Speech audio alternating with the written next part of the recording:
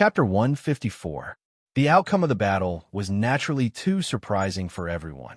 Guan Weiwu scratched his head and laughed. Not bad, you brat. You didn't waste my effort. Ferdinand's face twitched. He turned his head and sneered. How dare you say that? What effort did you waste? What did you teach this disciple? Guan Weiwu rolled his eyes and snorted. This is between us, master and disciple. Why should I tell you? Ferdinand sneered disdainfully and turned his head to ignore Guan Weiwu. Feng Xiangtian asked the person next to him, what sword skill in the Sutra Depository is good at speed? Why haven't I heard of it? Is this boy really so talented that he can actually comprehend some sword skill? With their cultivation, they naturally heard the conversation between Yu Qianqiu and Lu Guan. The person next to him had white hair and beard, a calm temperament, and a dignified aura. It was the cultivation pavilion's principal elder, O.C. Hai. He said calmly, I have never seen any sword skill in the Sutra Depository that is good at speed, even if he really comprehended it. So what? Speed? Oof. It's just an unorthodox skill. It's vulnerable in the face of absolute strength. The disciple who was defeated just now was just careless. Feng Xiangtian raised his eyebrows and did not say anything. He looked at the competition venue again. This round had only finished 20 matches. There were still nearly 5 matches left. The next matches had already begun. Most people were still immersed in Yu Qianqiu's match just now. They were obviously a little absent-minded in the following matches. The disciples of the Alchemy Pavilion were even less in the mood to watch. When they saw Yu Qianqiu walking back, they were all in high spirits and happily accepted the envious eyes of the other disciples. After he sat down cross-legged, Yang Qin smiled and said, What else do you have that we don't know? It turns out that you already have a card up your sleeve. We were worried for nothing. Yu Qianqiu smiled and said, I was just lucky. My opponent's cultivation is higher than mine. My speed can only be used when he is unprepared. Now that I'm exposed, I'm afraid the next match won't be so easy. Yang Qin thought for a while and nodded slightly. I told you that Yu Qianqiu would be able to do it. Do you see now? I was right.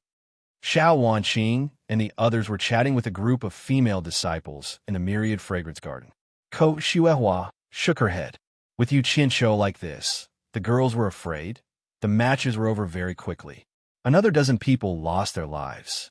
Yu Qianqiu watched each match seriously and found that the ones who killed their fellow disciples were always the same dozen people. They never showed mercy when they attacked. They were all ruthless characters. The second round of matches ended, and 247 people were decided. The third round of drawing lots began. This time, there was also a white lot. Yu Qianqiu had learned his lesson and immediately looked at the lot he drew. It was number 36, which was the third match of the third round. It seemed that good luck would not always be on his side. This kind of fight between cultivators would not last too long. Usually, the winner would be decided in less than 10 minutes. Because the arena was divided, the range of movement was restricted. Those who were strong had to win as soon as possible so that they would not be given too much time. Otherwise, how long would it take to fight nearly 1,000 matches from start to finish? Of course, the disciples who were good at fighting were at a disadvantage, but it was a test of their overall strength. After the 2 matches were over, Dongfang Chang'eo announced the preparation for the third match. Yu Qianqiu immediately stood up and handed in the wooden lot. When he arrived at arena number 6, he saw that his opponent was one of the dozen people who were easy to kill. After 2 matches, he had killed 2 people in a row. Yu Qianqiu could not help but squint his eyes. Many people also noticed the situation, and many of them were worried for Yu Qianqiu.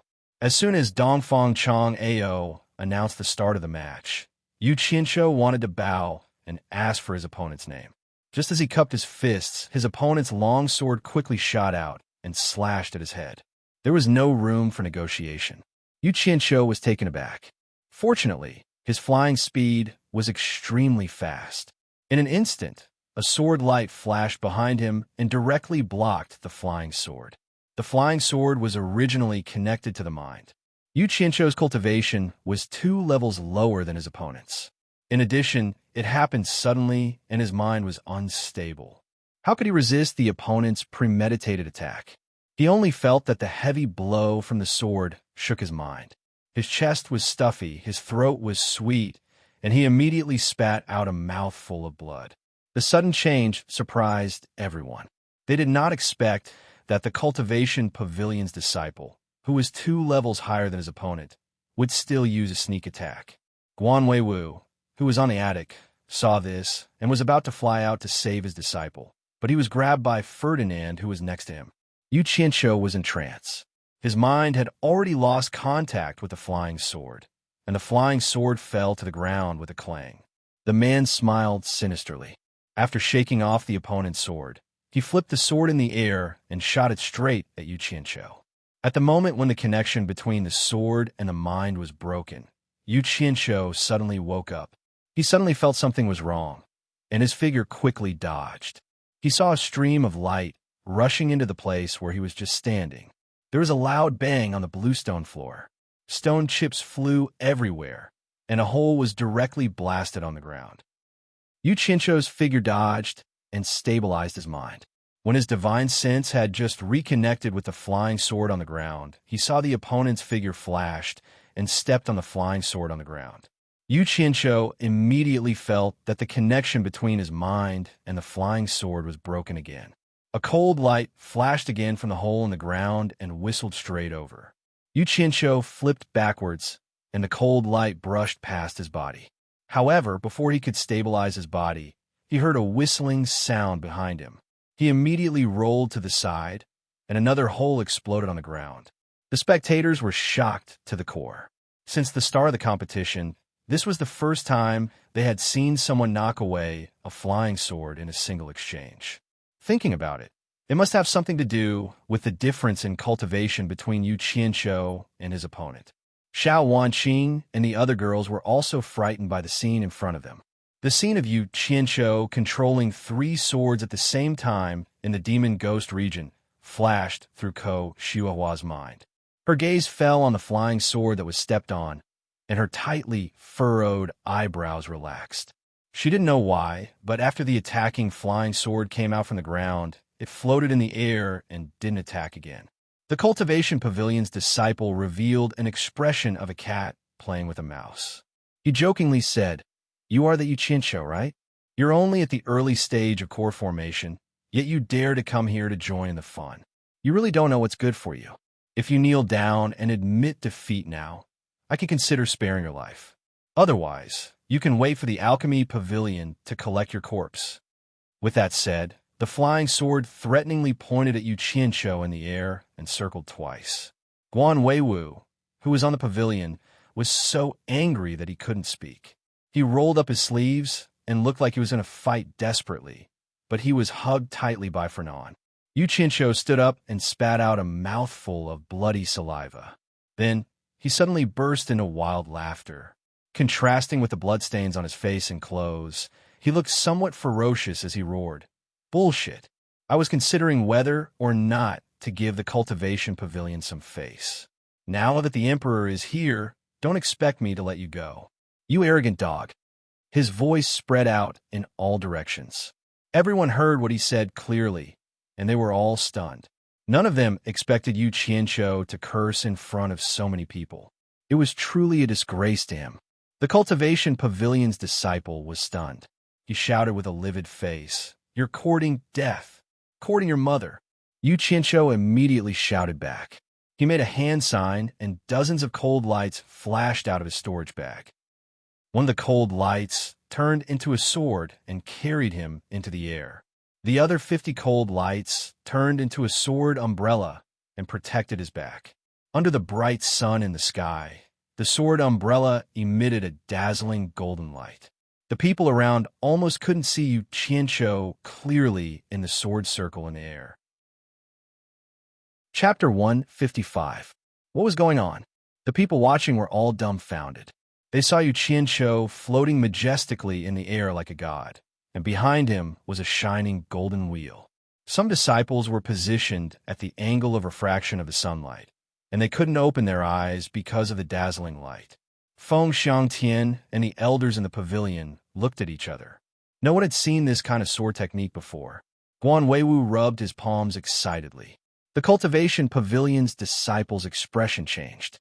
The flying sword sped up and shot toward Yu Qianqiu in the air.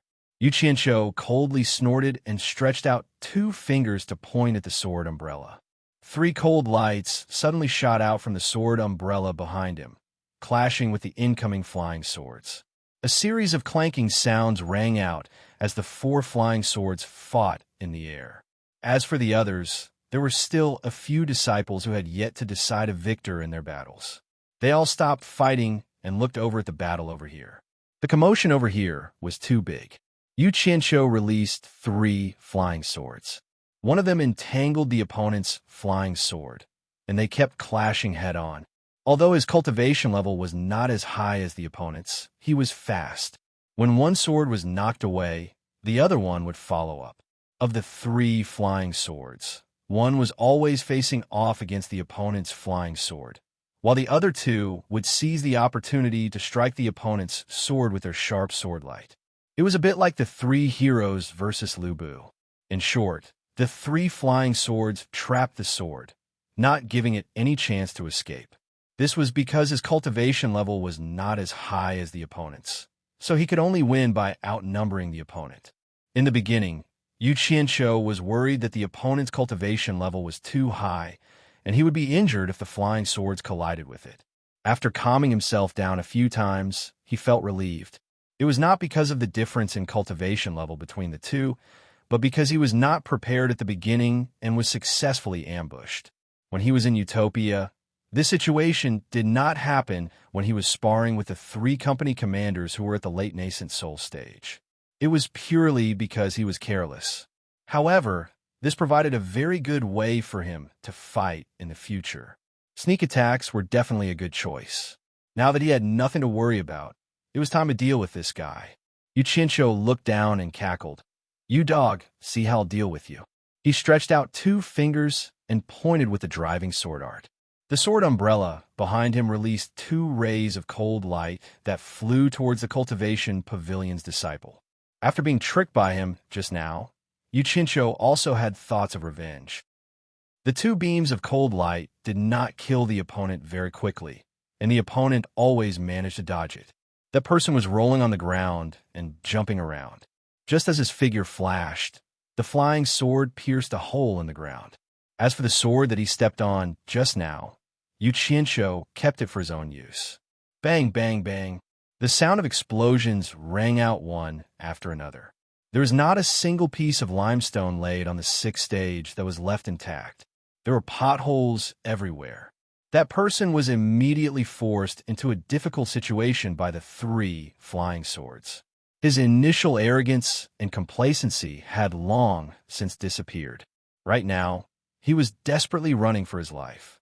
In the eyes of the bystanders, he was even more frightened and in a precarious situation. He didn't know when he would be slaughtered. His appearance was indeed a bit shameful. "Dog, if you kneel down and admit defeat now, I can consider sparing your life. Otherwise, just wait for the cultivation pavilion to collect your corpse." "Kaka." Yu Qianqiu laughed arrogantly. He completely threw that person's words back at him. After a round of torture, that disciple did indeed have thoughts of admitting defeat. However, he couldn't kneel down and admit defeat even if he was beaten to death. If he really did that, he feared that the cultivation pavilion would no longer be able to tolerate him. At this moment, the people with the most complicated feelings were none other than the disciples of the cultivation pavilion. Each and every one of their faces sank. When did a main faction disciple get forced into this state by a subsidiary faction disciple? This was truly a disgrace to the cultivation pavilion. Gu Qingyun's expression was indescribably gloomy. From a standpoint of a friend, he should hope that Yu Qianqiu would win. From a standpoint of reputation, he naturally hoped that the main faction disciple would win. After all, he was a member of the cultivation pavilion, and if he lost face, he would also be implicated. Thinking a little more, Gu Qingyun gnashed his teeth in anger. That fellow was truly hateful. Leaving aside the fact that he sneak attacked, it was fine if he took advantage of Qin Wentian at the start. But why did he have to say such harsh words? Now, Qin Wentian had sent his words back to Gu Qingyun. Gu Qingyun didn't even have a path to retreat. If it was a normal win or loss, then no one would say anything. Just like Lu Guang at the beginning. But things had become like this. The two of them bullied and scolded each other, implicating the two factions behind them. Right now, it was no longer a matter of two people, but a matter of the reputation of the two factions. It was a matter of life and death, and no one could take a step back. The majority of the disciples of the Cultivation Pavilion had the same thoughts as Gu Qingyan. The disciples of the other factions were extremely excited. Yu Qianqiu had really made the subsidiary factions proud. The number 6 arena was still rumbling nonstop. The arena, with a radius of tens of meters, was already much shorter than the surrounding area. That disciple was also suffering in silence.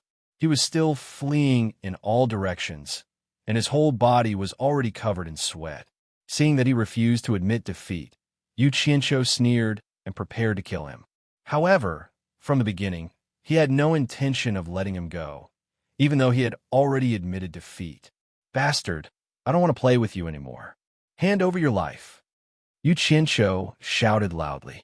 He pointed with his finger, and the dazzling sword wheel behind him split into 10 rays of sword light. Xiao xiao. The rays of sword light quickly rushed down. Ah! That disciple suddenly shouted and raised his hand. A golden bracelet on his wrist flashed with a golden light. In an instant, that golden light enveloped his entire body. More than 10 rays of cold light that were shooting at high speed collided with the bracelet, making ding-ding-dang-dang sounds. One after another, they were all knocked away. F***CK. What is this? Yu Qianqiu looked down in a daze.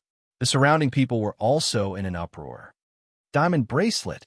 Guan Weiwu, who was on the pavilion, was startled at first. Then, he turned his head and said angrily, Elder, what is the meaning of this?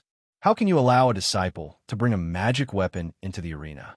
This is too unfair to the other disciples. Sihai glanced at him and said expressionlessly, Who said that magic weapons can't be brought into the arena? Who allowed your alchemy pavilion disciple to bring so many flying swords into the arena? Isn't this unfair to the other disciples? That's because of the sword technique he cultivates. He can control so many flying swords at the same time, so it doesn't matter if he brings more flying swords.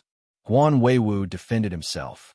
His own disciple was about to win, but the other side actually brought out a magic weapon. How could he not be angry? That diamond bracelet wasn't given to him by the Cultivation Pavilion. When he went out to cultivate, he killed a demonic path disciple and obtained it with his own ability. Why can't he use something that belongs to him?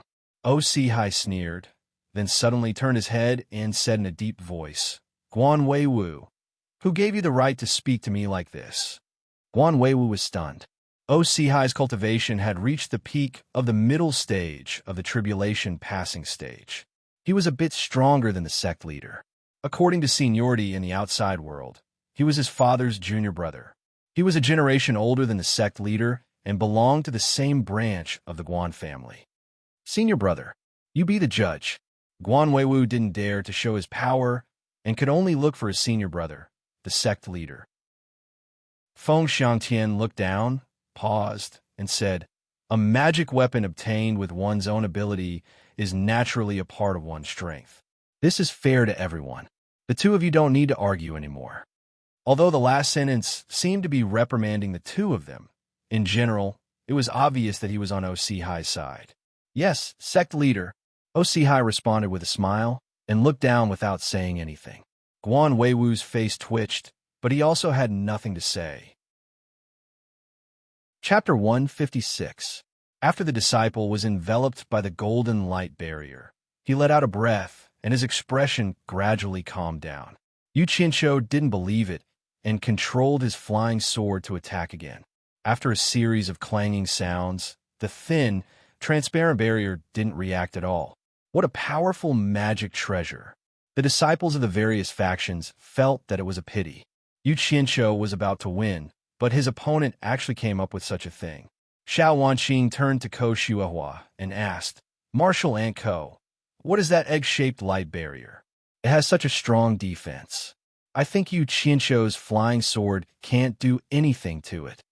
Ko Shuahua, stared at the location of the competition and frowned. It's the Vajra bracelet, a top-notch mid-grade defensive magic treasure. The light barrier it emits is called the Vajra barrier. As long as the cultivator using this treasure has enough vitality, even an early-stage tribulation-passing cultivator won't be able to break it. I just don't know how such a magic treasure fell into the hands of a late-stage core formation cultivator. A top-notch mid-grade defensive magic treasure? Xiao Wanqing was stunned. Even in a large sect like the supporting Immortal Island, only nascent soul cultivators could get a low-grade magic treasure. Usually, it was only an offensive magic treasure. A top-notch mid-grade defensive magic treasure could almost be considered a low-grade, high-grade magic treasure. It should be known that magic treasures that could protect one's life were very difficult to refine. Not everyone had the opportunity to obtain one. With one in hand, it wouldn't be a problem to protect one's life. After all, in the cultivation world, as long as you weren't too unlucky, you wouldn't always encounter mid-stage tribulation-passing opponents. The disciple in the barrier took out a handful of chi recovery pills and put one in his mouth. He stared at Yu Qianshou with a gloomy expression. Xiao Wanqing said regretfully, he still has chi recovery pills. It seems that even Yu Qianshou can't do anything to him. In each faction, there were seniors like Ko Xiuhua who knew what was good for them. Soon, the news that the disciple was using the Vajra bracelet spread. Everyone felt that it was a pity. It seemed that no one could do anything to the other. After Yu Qianshou struck the light barrier for a while, he lost his temper and couldn't help but curse. You coward. If you have the guts, then come out and fight me fair and square. What are you hiding in there for? You shameless thing. A grand late core formation disciple is actually scared of an early core formation cultivator like this. If you have the guts, then get the hell out here. How could the true cultivation pavilion produce trash like you? Damn it. Damn it. Aside from sneak attacks, you only know how to hide like a turtle. Today, I've learned the skills of the cultivation pavilion. The disciple looked at Yu Qianshou with resentment and cursed loudly. He clenched his fists so hard that they made popping sounds. Even if he left the competition alive today, he wouldn't have the face to see anyone after being tormented by Yu Qianshou like this. After the impulse, he calmed down. However, his expression was frighteningly gloomy. After all, his life was more important. As long as he was alive, he wouldn't have to worry about not having a chance to take revenge. The disciples of the cultivation pavilion who were watching from the sidelines were so angry at Yu Qianshou that they gnashed their teeth. If he cursed, then so be it. Why did he have to curse the entire cultivation pavilion? Those words were too hurtful. All the elders in the pavilion looked at each other in dismay. They had never seen such a thing happen in all the previous competitions, and they had never seen a disciple like Yu Qianshou who didn't even have the least bit of pretense, and was like a shrew who threw a tantrum in public. Guan Weiwu and Ferdinand were a little dumbfounded. The former had never seen this side of his disciple. It was really too much. The latter did not expect his future son-in-law to be like this. Although he had seen Yu Qianshou act shamelessly in the 10,000 fragrance garden, he had never seen such a shameless act in public. Osihai's face was frighteningly gloomy. As the principal elder of the cultivation pavilion, how could he be happy when he saw someone pointing at the cultivation pavilion's nose and cursing like this, let alone in front of so many people? He turned his head and said in a deep voice, Guan Weiwu, is this your personal disciple? That, Elder O? He might have been muddled by the sneak attack of your disciple. I will definitely scold him when I get back. While Guan Weiwu was apologizing, he heard his disciple on the other side was still cursing without restraint. His vulgarities were increasing, and the more he cursed, the uglier it was. Guan Weiwu smiled apologetically and wiped his forehead. Feng Xiangtian also frowned. His lips moved a few times as if he wanted to say something, but in the end, he did not say anything. This competition was originally for the disciples to fight with their lives. To put it bluntly, no matter what method you used to win, it was still a part of your strength. His disciple almost lost his life in the beginning, so a few curses like this was nothing. It was just that it was indeed a little outrageous. The disciples of the various sects had seen it today. A a competition could actually be like this? They did not know if Yu Qianshou had won glory for the auxiliary disciples today, or if he had lost face. All of them were speechless as they listened to him cursing in different ways. Gu Qingyun, who was in the cultivation pavilion's crowd, was dumbfounded and did not know whether to laugh or cry. Xiao Wanqing's small red lips froze for a while before she turned to look at the crowd and said embarrassedly, "Is that really Yu Qianshou?" She really did not expect that the mighty and omnipotent Yu Qianshou in her heart would actually have this side to him. It completely overturned her image in her heart. Those people that Yu Qianshou had saved from the demon ghost region were the same. Was this still the same Yu Qianshou who sang and played the zither in the demon ghost region and chatted cheerfully with the ghost general? Bastard, coward son of a b****. Yu Qianshou stood in the air for a long time and cursed for a long time. Seeing that the other party was not moved by his provocation, he finally stopped. He immediately felt his true essence was a little exhausted and his mouth was a little dry. He immediately took out a handful of energy recovery pills and stuffed them all in his mouth like candy. After recovering his true essence, he held his chin and flew around the Vajra barrier a few times.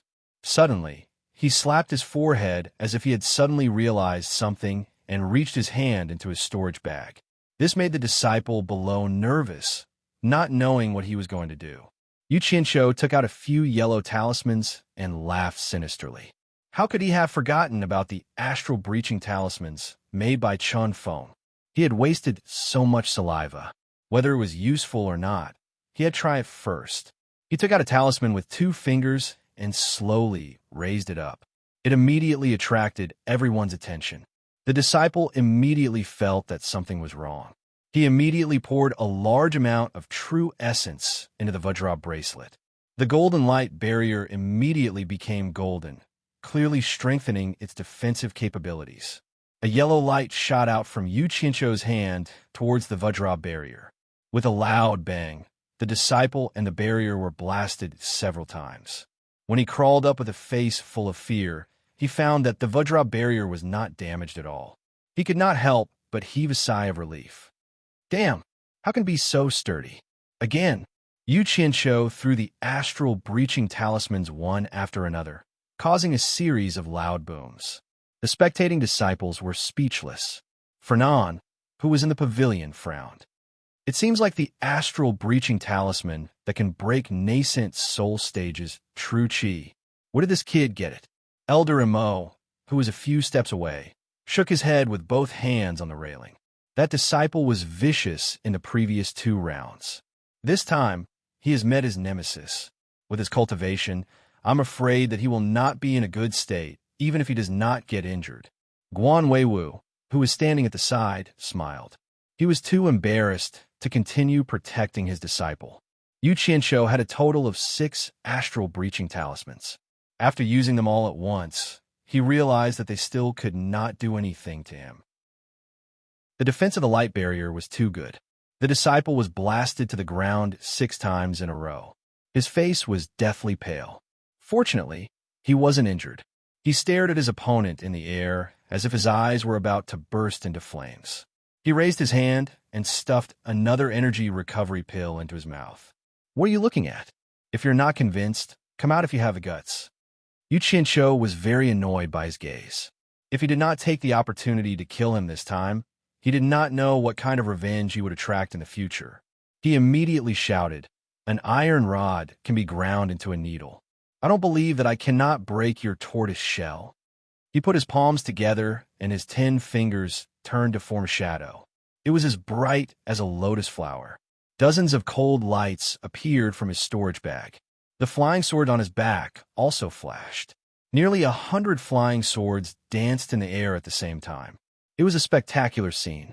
Everyone had never seen a person control so many flying swords at the same time. They all stared at the sky in shock. Chapter 157. Yu Qianshou floated in the air on his sword with a ruthless look on his face. Cold lights and shadows were everywhere around him, dancing all over the sky. When Yu Qianshou moved in the air, there were nearly 100 cold lights following him. Every time his limbs moved, the sword shadows in the sky would be in a commotion. Everything was under his control, and his momentum was extraordinary. Feng Xiangtian, who was in the attic, suddenly narrowed his eyes and said, "If I remember correctly, there seems to be a set of sword skills in the Sutras depository called Guiyuan Sword Skill. The higher the cultivation, the more flying swords you can control. Yu Qianshou should be practicing this set of sword skills." Osi Hai, who was beside him, nodded, then shook his head and said, "The Guiyuan sword skill doesn't seem to be so fast and powerful. Otherwise, many disciples would have practiced it." Feng Xiangtian's eyes flashed, and he said in a low voice, "I'm afraid it has been modified by him. If that's the case, then this Yu Qianshou's cultivation talent is really extraordinary." Osihai frowned and did not say anything.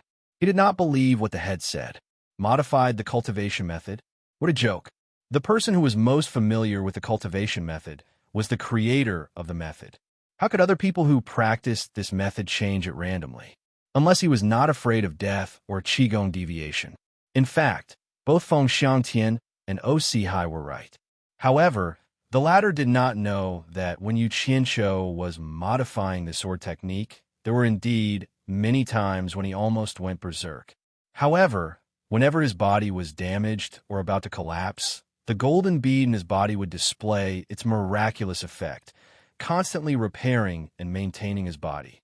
That was why Yu Qianshou, who did not know the immensity of heaven and earth, changed this sword technique of Guiyuan into his own unique sword technique. As for his talent in cultivation, it probably had nothing to do with it. All the people who were familiar with Yu Qianshou were stunned. They did not know how many more secrets this guy had. In short, once he did it, it was very eye-catching. Just when everyone was guessing what he was going to do, Yu Qianshou stretched out 2 fingers and drew 2 circles in the air. Close to 100 flying swords followed his gestures and split into 2, forming 2 circles of swords behind him. In the eyes of the surrounding people, it was as if he had grown a pair of glowing wings on his back. The disciple hiding in the Vajra barrier panicked once more. Although the astral breaker talismans did not harm him, the explosion had caused his blood and qi to churn, making him feel unbearably uncomfortable. It took him a long time to calm down, but from the looks of it, the fellow in the sky was going to do something again. It was a matter of life and death, so it would be strange if he was not afraid. The light barrier protecting him became golden again. "Quick!" Yu Qianshou shouted at the 2 circles of swords behind him. One of the 2 circles of swords behind him suddenly broke off, forming 2 long dragons on the left and right, pouncing toward the golden egg below. Immediately, a series of clanking sounds of metal colliding rang out. As the clanking sounds rang out, Yu Qianshou moved his fingers again. The 2 sword dragons once again formed 2 circles, connecting with each other in a circulatory cycle manner. They kept colliding with the golden egg, and the rapid and sharp sounds of collision rang out. This scene fell into the eyes of the crowd, as if the 2 wings on Yu Qianshou's body had grown onto the golden egg below. Suddenly, Yu Qianshou moved his fingers and pointed down. The 2 high-speed circles of swords immediately sped up, turning into 2 beams of light. The sounds of collision were no longer rapid, but a continuous, sharp, ear-piercing sound. After listening for a while, the crowd felt a sense of irritation in their chests. They felt flustered and immediately circulated their qi to resist. Yu Qianshou looked down with a determined expression. He took out a handful of qi recovery pills and stuffed them into his mouth. "Damn it, I'm going to drag it out with you today. I don't believe that this turtle shell can protect you forever." Everyone could see that he wanted to fight a protracted battle, but the noise was really disturbing and uncomfortable. What they didn't know was that the disciple in the light barrier was suffering 1,000 times more than the crowd. The sharp, bone-piercing sound was right beside his ears. He couldn't hide even if he wanted to. He could only sit down cross-legged and circulate his qi to resist. Elder Mo of the Artifact Refining Pavilion, who was on the pavilion, asked in surprise, "Old Guan, what is your disciple doing?"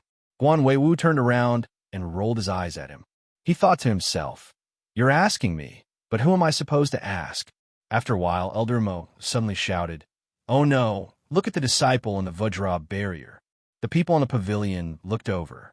It was so far away that they couldn't see clearly. They immediately circulated their chi to take a closer look. When they saw clearly, they were all shocked.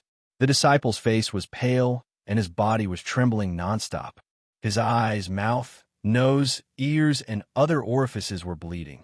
His appearance was dispirited and miserable. It was obvious that he was injured. How could this be? Feng Xiangtian was also shocked. The group of elders looked at each other in dismay. Even with their cultivation and knowledge, no one could tell how Yu Qianshou had injured that disciple. In fact, Yu Qianshou himself didn't know what was going on. He was the closest to the disciple, so he was the first to notice the abnormality. At first, he saw that the disciple was shivering in the turtle shell. He didn't pay much attention to it. When he noticed that something was wrong, he focused and saw that the disciple was bleeding from his orifices. What was going on? After a while, Yu Qianshou came to a realization. It was probably the high-intensity noise he made that injured the disciple. No matter what, he was someone who had lived in the technological era for so many years in his previous life. Of course, he knew that the sound waves produced by noise could also kill people. Damn, it was a lucky hit. So it was like this. Yu Qianshou was overjoyed. The speed of the flying sword was raised to the limit. The ear-piercing sound made the people around them feel disturbed. Yu Qianshou stared at the disciple's reaction in the turtle shell. When he saw that the disciple was shaking even more violently, he knew that he had guessed correctly. He stuffed another chi recovery pill in his mouth and thought, "Bastard, let's see how long you can resist." Not long after, everyone suddenly noticed that the light emitted by the Vajra shield was flickering. Even the disciples in the early stage of Foundation establishment could see that something was wrong. Yu Qianshou sneered again and again. He could clearly see that the person inside was not only bleeding from his 7 orifices, but even his pores were oozing blood. Yet, he was still stubbornly resisting. It seemed that he was not far from death. Everyone in the attic naturally saw this. Elder Amo sighed and said, "I'm afraid it's almost over." Everyone had their own thoughts and were silent. Only Osihai's face was frighteningly gloomy. Suddenly, the surroundings boiled. The Vajra shield on the cultivation pavilion disciple's body suddenly disappeared. His whole body was finally exposed. He was covered in blood and fell to the ground. Bang! Yu Qianshou's face was full of joy as he shouted. After waiting for a long time, he finally succeeded. If he didn't act now, then when would he? He understood the principle of delay. Nearly 100 cold lights swarmed toward the disciple like a flock of crows fighting for food. Now everyone knew that the disciple was dead for sure. Osihai, who was in the attic, slammed his palm on the railing. His lips were tightly shut and his face was gloomy. He didn't say a word. Feng Xiangtian glanced at him and didn't say anything. On the other hand, Guan Weiwu was a bit like a thief. His disciple defeated his opponent, but he didn't show any joy. Instead, he secretly looked at the people on both sides. With a burst of blood mist, the flying swords completed their mission. They turned into cold lights and flashed back into Yu Qianshou's storage pouch. When the blood mist dissipated, there was nothing left except a pool of blood on the ground. Yu Qianshou floated to the ground. The long sword under his feet fell into his hand. He walked to the pool of blood, picked up the bloody bracelet with his sword, and put it into his storage pouch. He casually threw the sword back into the scabbard on his back and walked toward the alchemy pavilion disciples as if nothing had happened. Chapter 158. Silence. The surroundings were very quiet. Everyone was still immersed in the moment when the flying sword dismembered the body. No one could have imagined that a flying sword could be used to such a bloody extent that not even a piece of flesh or bone could be found. The most frightening thing was that with Yu Qianshou's cultivation, he was actually able to break the middle-grade defensive magic treasure, the Vajra bracelet. No one could see how he did it. In any case, the person inside was killed by him just like that. The first to wake up were the supervising elders. Because Yu Qianshou's matches were too eye-catching, there were still a few matches that hadn't been decided and had already stopped. At this moment, under the reprimand of the elders, the matches continued. However, no one dared to kill each other anymore. Yu Qianzhou's previous actions were already very clear. Those who wanted to kill him had better not meet him, or else the consequences would be very tragic. Lu Guang and that disciple were in stark contrast. The former was unharmed while the latter's bones couldn't even be found. This competition was decided by drawing lots. Who could guarantee that they wouldn't meet Yu Qianzhou? Who still thought that they could beat Yu Qianzhou with their late core formation cultivation? In the end, the remaining people competed peacefully. After the winners and losers were decided, nothing happened. The spectators, on the other hand, felt that it wasn't intense enough and lacked interest. After the match was over, someone immediately came to the competition venue to repair the ground that had been smashed. The atmosphere over at the cultivation pavilion was oppressive. The disciples who were about to compete were all secretly thinking about who would be unlucky enough to meet Yu Qianzhou. Those who had killed in the previous 2 matches were even more nervous. Xiao Wanqing, who was on the 10,000 Fragrance Garden side, felt that something was wrong. She didn't say anything and smiled like a flower. Her eyes flickered as she looked at the disciple who had just won. Her expression was worth thinking about. In reality, she wasn't the only one looking over.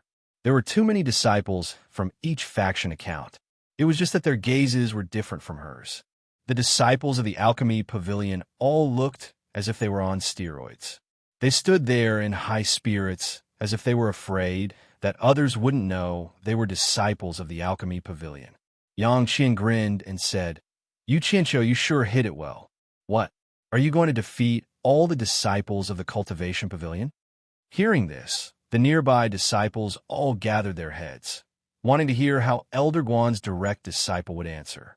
Yu Qianzhou scratched his head and said modestly, "Martial Uncle Yang thinks too highly of me. I was just lucky just now." The Cultivation Pavilion is filled with crouching tigers and hidden dragons. It's already not bad if I can enter the top 10. Heh, Martial Uncle Yu is too modest. That's right. Martial Uncle, don't stand on ceremony when the time comes. When it's time to strike, strike. This Martial Uncle Yu is usually very amiable and did not put on any airs. At this moment, the disciples from the Alchemy Pavilion were laughing and fanning the flames, causing the disciples from the other factions to be filled with envy. Disciples participating in the 4th round draw lots. Dongfang Chang AO shouted. Yu Qianzhou cupped his hands at the crowd and, as usual, walked over leisurely. Many of the disciples sighed in their hearts. Looking at how calm he was, it seemed he already had a card up his sleeve. This was the demeanor of an expert. This was the demeanor of a master. After 3 rounds of the competition, those who relied on luck or coincidence were almost all eliminated. The remaining people were definitely late core formation stage experts.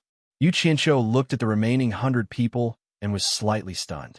He found that they were all standing next to the lottery box and looking at him, not knowing what to do. While Yu Qianzhou was confused, Dongfang Chang'o looked at the disciples in front of him and said in a low voice, "Yu Qianzhou, come here and draw lots." Oh. Yu Qianzhou quickly ran over. No matter what the reason was, he had already offended the old guy, so he couldn't do it again. Just as his hand was about to reach in a lottery box, someone suddenly shouted from upstairs, "Wait, Chang Ao, bring Yu Qianzhou up here."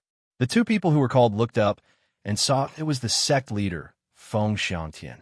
Yu Qianzhou was stunned again, and then followed Dongfang Chang Ao into the Cultivation Pavilion's main hall. When he climbed to the top floor, he saw the sect leader and the other elders and quickly bowed. In his heart, he was trying to figure out why he was called up.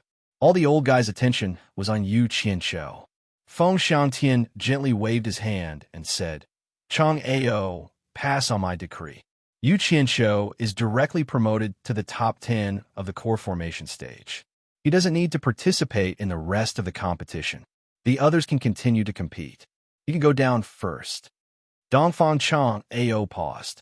This was completely against the rules of the competition, but since the sect leader said it was a decree, there was no problem.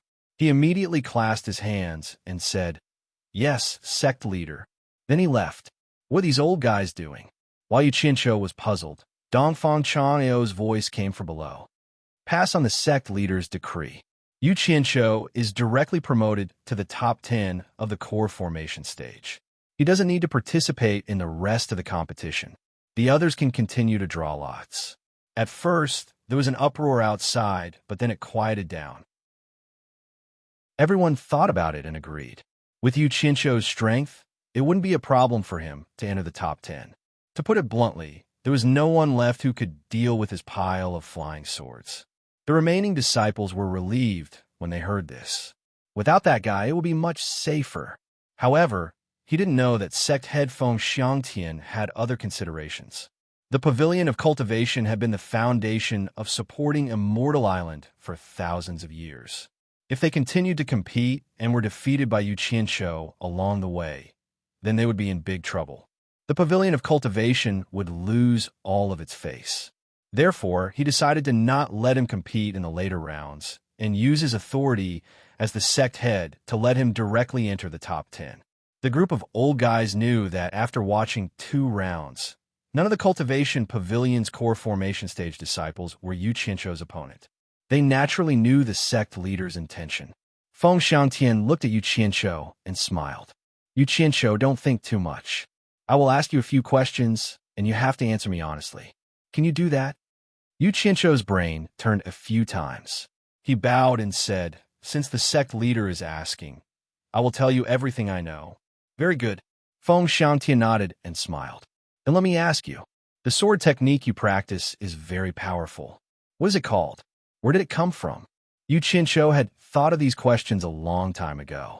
Since he took it out to show off, he knew that this day would come sooner or later, so he was well prepared to deal with it. He replied respectfully, the sword technique I practice comes from the Sutra Pavilion. It is called the Guyuan sword technique, but he paused and continued, but during the process of practicing, I found that there were some flaws in this technique. Therefore, I spent a lot of effort to improve it. I don't know if it is still the Guyuan sword technique. He wasn't clear about these things and didn't know what the consequences of saying these things would be. Everyone immediately gasped. This kid really changed the sword technique to practice. Such talent. Even those who have reached the final stage of the passing calamity stage wouldn't dare to casually change a technique to practice. Newborn calves are not afraid of tigers. The Guan clan has produced another talent. Guan Weiwu and Ferdinand looked at each other with indescribable feelings. Feng Xiangtian smiled and revealed an as expected expression. He continued to ask, how many flying swords can you control now? Where do these flying swords of yours come from? I have already reached the limit of flying swords I can control today. There are a total of 100 flying swords. As for the flying swords, I practiced the sword technique to a certain stage and didn't have any more flying swords to use, so I almost gave up on practicing the sword technique. In the end, I used up the 1,000 upper spiritual stones that the sect leader gave me. The flying swords were bought by senior brother Cheng Gengqing from the Secular Object Hall. Yu Qianqiu looked like he had no choice but to do so. I see. Feng Xiangtian nodded and glanced at Guan Weiwu expressionlessly. He was furious. Yu Qianqiu started with alchemy and reached the early stage of the core formation stage in just a few years. Now, he even created his own cultivation technique. Such talent was rare in the cultivation world. This muddle-headed master didn't know anything. Because he didn't have any flying swords to use, he almost forced me to give up on studying this sword technique. If I really gave up, who would see such a powerful sword technique on Fuxian Island today? This muddle-headed thing. Elder Mo, Yu Qianqiu can go to the equipment refining pavilion to get the magic tools he lacked for cultivation in the future. Try to cooperate if you can. Feng Xiangtian's voice was a little gloomy. Chapter 159. Yes, sect leader. After Elder Mo responded, he looked at Yu Qianqiu and said with a smile, it's a pity to stay in the elixir refinery pavilion with such cultivation talent. It's better to transfer you to the cultivation pavilion. Yu Qianqiu didn't know how to answer this question, so he obediently pretended not to hear it. OC High, who originally had a gloomy expression, raised his eyebrows inadvertently. He looked up and down at Yu Qianqiu and thought to himself, "That's right. Why didn't I think of it?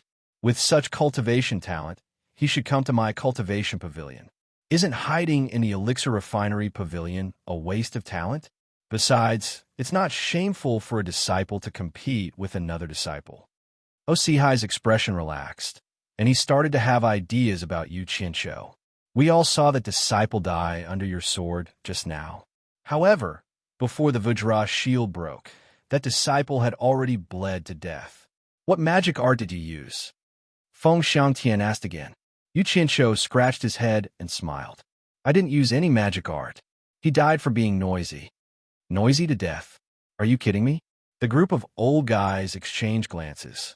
"Nonsense," Osihai said coldly. "Sigh, a bunch of illiterates."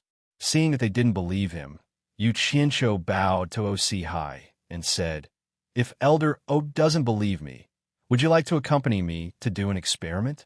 Elder O will understand once you try." "How do I do it?" Osihai took a few steps forward. There was a large bell hanging low on the top floor of the cultivation pavilion. Yu Qianqiu saw it when he came up. He walked in front of the bell and shook the baton to hit the bell. Dong! A dull and distant sound came from the top of the building. Everyone downstairs looked up, not knowing what was going on up there. Yu Qianqiu pointed to the bell with a little embarrassment and said, "Elder O, can you bend down and stand in the bell for a while?"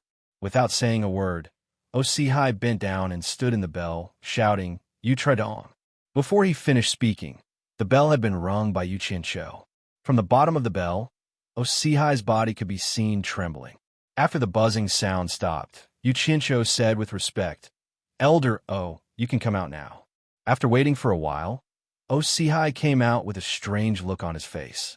He hadn't prepared anything just now, so he was immediately shocked by the sound of the bell. "Elder O, what's wrong with you?" everyone asked when they saw his strange expression. Yu Qianqiu was overjoyed in his heart. The old man must be suffering. Osihai shook his head and said dully, "It was so loud. I wasn't prepared and almost fainted." Guan Weiwu walked to the front of the bell and knocked it twice. He said hesitantly, "The sound is indeed loud, but it shouldn't be enough to make people faint. Old Phil, I'll go in and try. You knock it and see." After that, he also went in. Ferdinand rolled his eyes and walked over angrily. He shook the pestle and hit it hard. Plop! Guan Weiwu sat on the ground, covered his ears with his hands, and rolled out. He climbed up shakily, but he was still a little unsteady. After a long time, he calmed down and exhaled, "So powerful." At this time, everyone knew that what Yu Qianqiu said was true, but they still didn't understand the reason. After all, they and Yu Qianqiu's ideas were completely different, so it was understandable. Feng Xiangtian pondered and said, "Yu Qianqiu, do you mean that the disciple died because of your noise?" "Yes." Yu Qianqiu said respectfully, "That disciple was hiding inside the Vajra barrier. I used my flying swords to continuously attack it. The sound he heard inside was 1,000 times louder than what we heard outside. After a while, no one would be able to endure it. Naturally, he was shaken to death." Yu Qianqiu had originally wanted to explain to them what noise and sound waves were, but after thinking about it, he figured that they wouldn't understand, so he didn't say anything. It was enough to let them understand the general meaning, so that they wouldn't be long-winded. Everyone looked at each other. It was the first time they knew that sound could kill. Feng Xiangtian nodded and said, "Yu Qianqiu, why do you want to participate in this competition?" Yu Qianqiu said respectfully, "I want to go out and broaden my horizons." "Then you should know that the outside is not like the inside of Fushin Island. There are dangers at all times. Aren't you afraid?" Feng Xiangtian said, "How can I see the rainbow without going through wind and rain?" "I'm not afraid," Yu Qianqiu replied solemnly. The group of old guys nodded. Feng Xiangtian smiled and said, "How can I see the rainbow without going through wind and rain?" "Well said, hee. Yu Qianqiu, you can leave first." Yu Qianqiu bowed to everyone and was about to leave. Osihai said, "Yu Qianqiu, the Vajra bracelet belongs to a disciple of the cultivation pavilion. It should be taken back. Seeing that you are going out to gain experience, The cultivation pavilion will give it to you to protect yourself. Yu Qianqiu was stunned. He thanked him and left. The group of elders stared at O Sihai strangely. Elder Mo said, "Elder O, when did you become so generous?" O Sihai glared at him and ignored him. He followed the sect leader to stand in front of the railing to watch the competition below. Feng Xiangtian looked at Yu Qianqiu walking away and sighed. Through this conversation, he was very fond of Yu Qianqiu. At such a young age, with such talent, his future was limitless. Unfortunately, he was not his own personal disciple. Thinking of this, he glanced at Guan Weiwu and sighed in his heart. Since the following competition had nothing to do with him, Yu Qianqiu was too lazy to watch anymore. He said goodbye to the disciples of the Alchemy Pavilion and left the Cultivation Pavilion's territory. He flew straight to the Alchemy Pavilion on his sword. When the other disciples of the Alchemy Pavilion saw that Yu Qianqiu had left, they also felt that there was no point in the competition and left. The disciples of each faction also came for Yu Qianqiu. When the main character left, they all left one after another. The entire square was suddenly left with the Cultivation Pavilion performing a one-man show. The group of old guys in the Alchemy Pavilion finally understood who the main character of this competition was. In the following days, Yu Qianqiu did not watch any of the finals and nascent soul stage competitions. He did what he was supposed to do. He did not know that his name had once again spread throughout supporting Xian Island, causing a group of Qi condensation stage disciples who had no chance to watch the competition to be filled with regret. They often pestered the seniors who had watched the competition to talk about it. As for the so-called seniors of the various lineages, they were filled with admiration for Yu Qianqiu. When they spoke, they couldn't help but add oil and vinegar. As a result, a climax of learning from Yu Qianqiu was set off in supporting Immortal Island. In particular, when it was said that Yu Qianqiu cultivated the Guiyuan sword technique of the Sutra Pavilion, a group of Qi condensation stage disciples were amazed. It turned out that supporting Xian Island had such a powerful sword technique. They immediately set their cultivation goal on the Guiyuan sword technique after they reached the foundation establishment stage.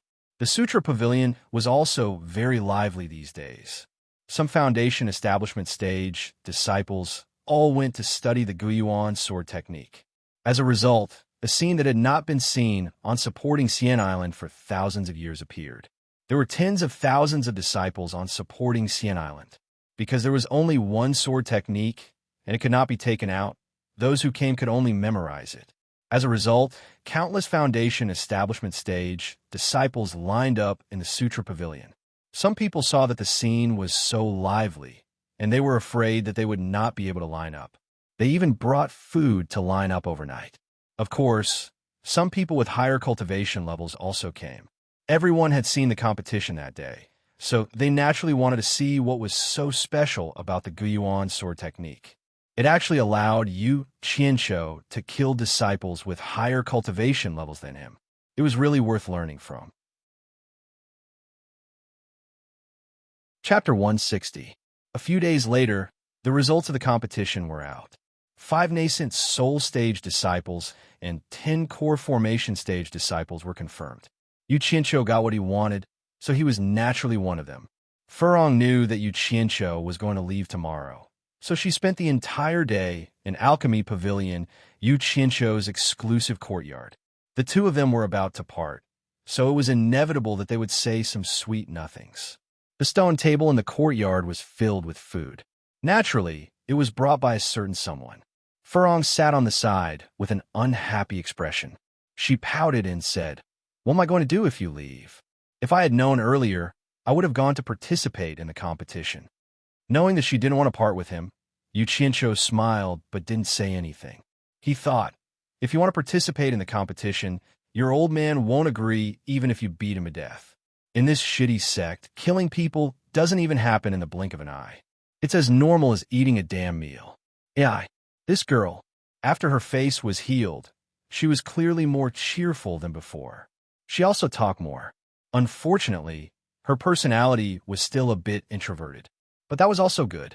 She was so beautiful. If she was too extroverted, she would definitely make him wear a green hat. She was a beauty. It was like this.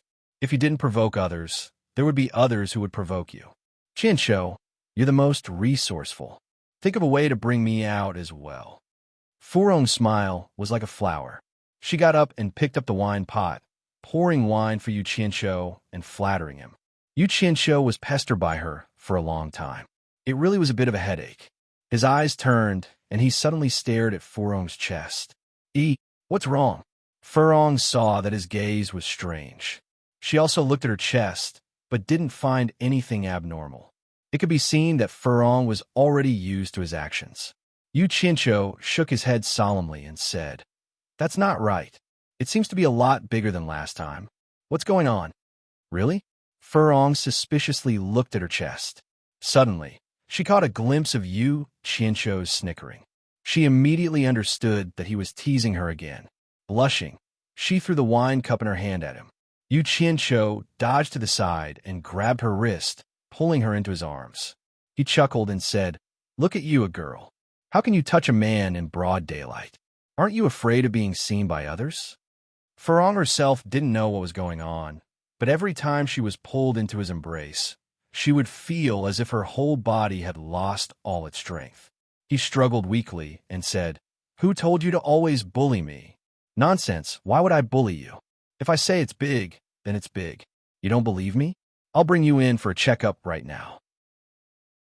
Yu Qianqiu abruptly picked her up and walked into the room, causing Hibiscus to cry out in alarm again. "Quack! Scream! Scream! I'm the only one living here. Even if you shout yourself hoarse, no one will know." Not long after, the sound of two people fighting came from the room again. The two of them were lying on the bed with their clothes disheveled. Yu Qianqiu's fingers had already felt a moist spot. He wanted to explore it again, but the beauty beside him said no. Immediately, his fingers were clamped by the elastic thighs. Yu Qianqiu groaned in infinite sorrow. He pulled out his sinful hand and cursed in his heart. "Damn it! These days where I can see and touch but not eat are too torturous.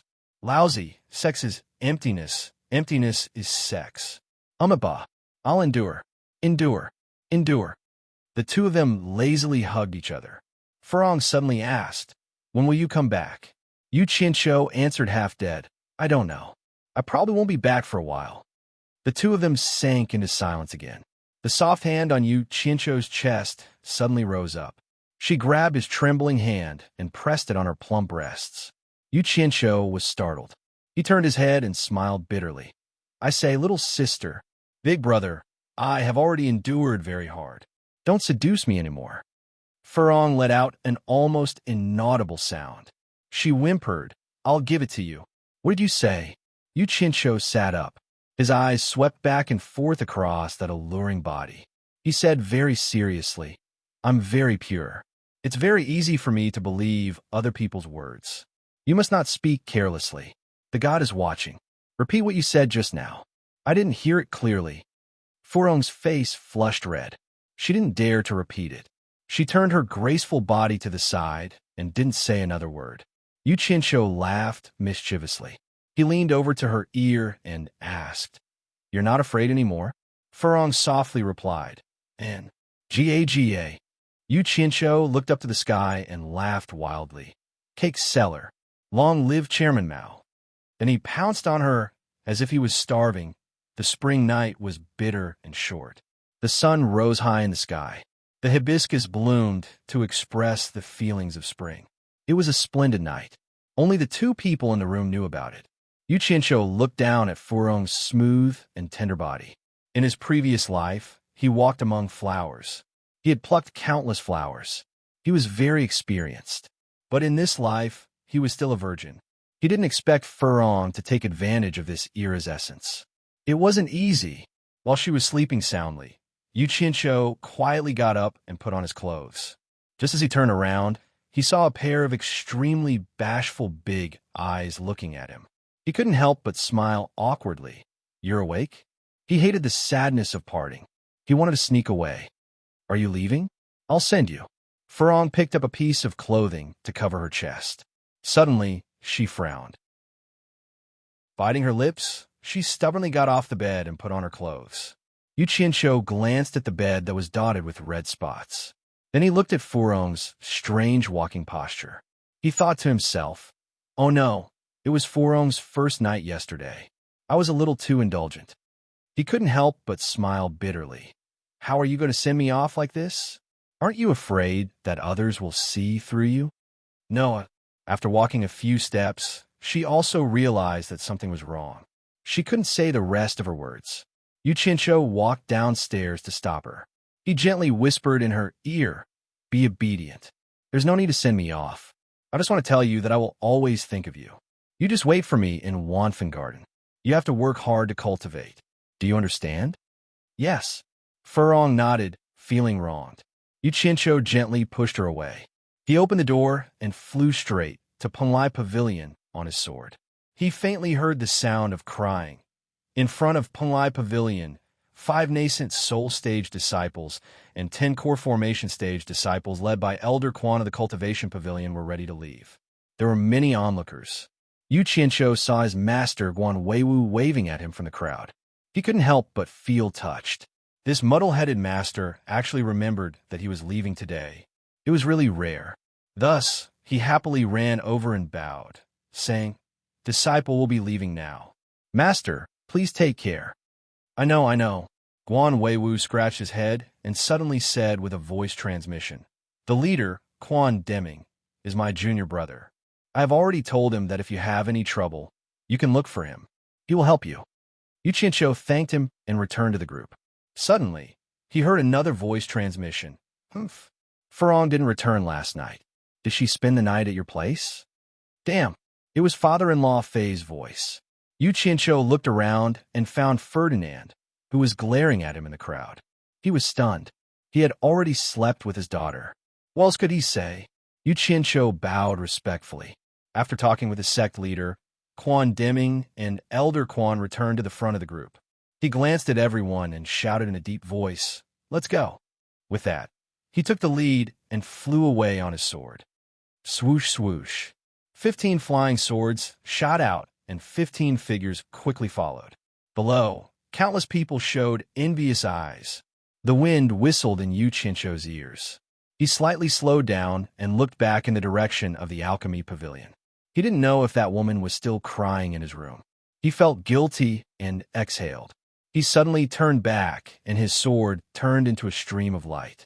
He quickly chased after the group in front of him. Chapter 161. No one knew when the original Cultivation Alliance was from. To put it bluntly, it was just something with an undeserved reputation. This time it was different. Ong Kwangsung caused a series of troubles. In the end, everyone had to clean up after him. Even Fuxian Island was not at ease. In view of this, the major sects finally made up their minds to enrich the Cultivation Alliance and make it work. They could not always make everyone suffer because of one sect. There must be justice for everything. This was the purpose of the Cultivation Alliance. Of course, the so-called Cultivation Alliance was something created by the righteous sections. It had nothing to do with the demonic sections. There were probably hundreds of righteous sects in the entire Huaxia Empire. There were major sects like Fuxian Island that had tens of thousands of disciples. There were also small sects that only had one disciple. These small sects even had only one disciple. After discussion, the Cultivation Alliance would be managed by the top 10 sections. The executive director would be changed every year, and the top 10 sects would take turns taking charge. The purpose was naturally to ensure the so-called fairness. The first year was this year, starting from Fuxian Island. As for sects other than the top 10 sects, those who were willing to join the Cultivation Alliance would more or less send someone to be responsible for the liaison work. The top 10 sects would still play the leading role. In fact, there were many small sects that were unwilling to join. For them, the disadvantages were greater than the advantages. Not to mention the constraints, the small sects would not dare to cause trouble and ask the Cultivation Alliance to uphold justice. It would be like Ong Kwangsung and run to provoke the demonic sect's evil Blood Devil Palace. Wouldn't that be courting death? But they had to join. The top 10 sects issued a declaration. Any decent sects that did not join the Cultivation Alliance would have to pray for their own good if they encountered any trouble in the future. This meant that if they did not join, they would not be able to do anything alone. It would be very eye-catching and easy to be bullied. There would not even be anyone to help them. However, the top 10 sects did not blindly bully the small sections. For example, the Cultivation Alliance's normal operating expenses were completely shared by the top 10 sections. They would not let the small sects pay a single cent. The only requirement was that anyone who joined must obey the decisions made by the Cultivation Alliance. Otherwise, the consequences would be severe. For the sake of fairness, the Cultivation Alliance was not placed in any of the righteous sections. The 10 major sects jointly invested in a building in the 100 Flowers Valley, a place that was neither righteous nor demonic, to serve as the organization's headquarters. Yu Qianqiu and the others did not know about this at first. When they followed Quan Deming to the 100 Flowers Valley, Yu Qianqiu was shocked. Why was the Cultivation Alliance here? Thinking about it, he felt relieved. It was probably only here that no one would have any objections. Otherwise, no one would feel at ease putting it in anyone's home. He didn't know what to do if he bumped into Yin Zixia again. This was something that Yu Qianqiu was a little worried about. After all, he had taken advantage of her, and it wasn't just 1 or 2 meals. He didn't even let go of her curvy body parts. It would be awkward to see him again. As the saying goes, what you fear will happen.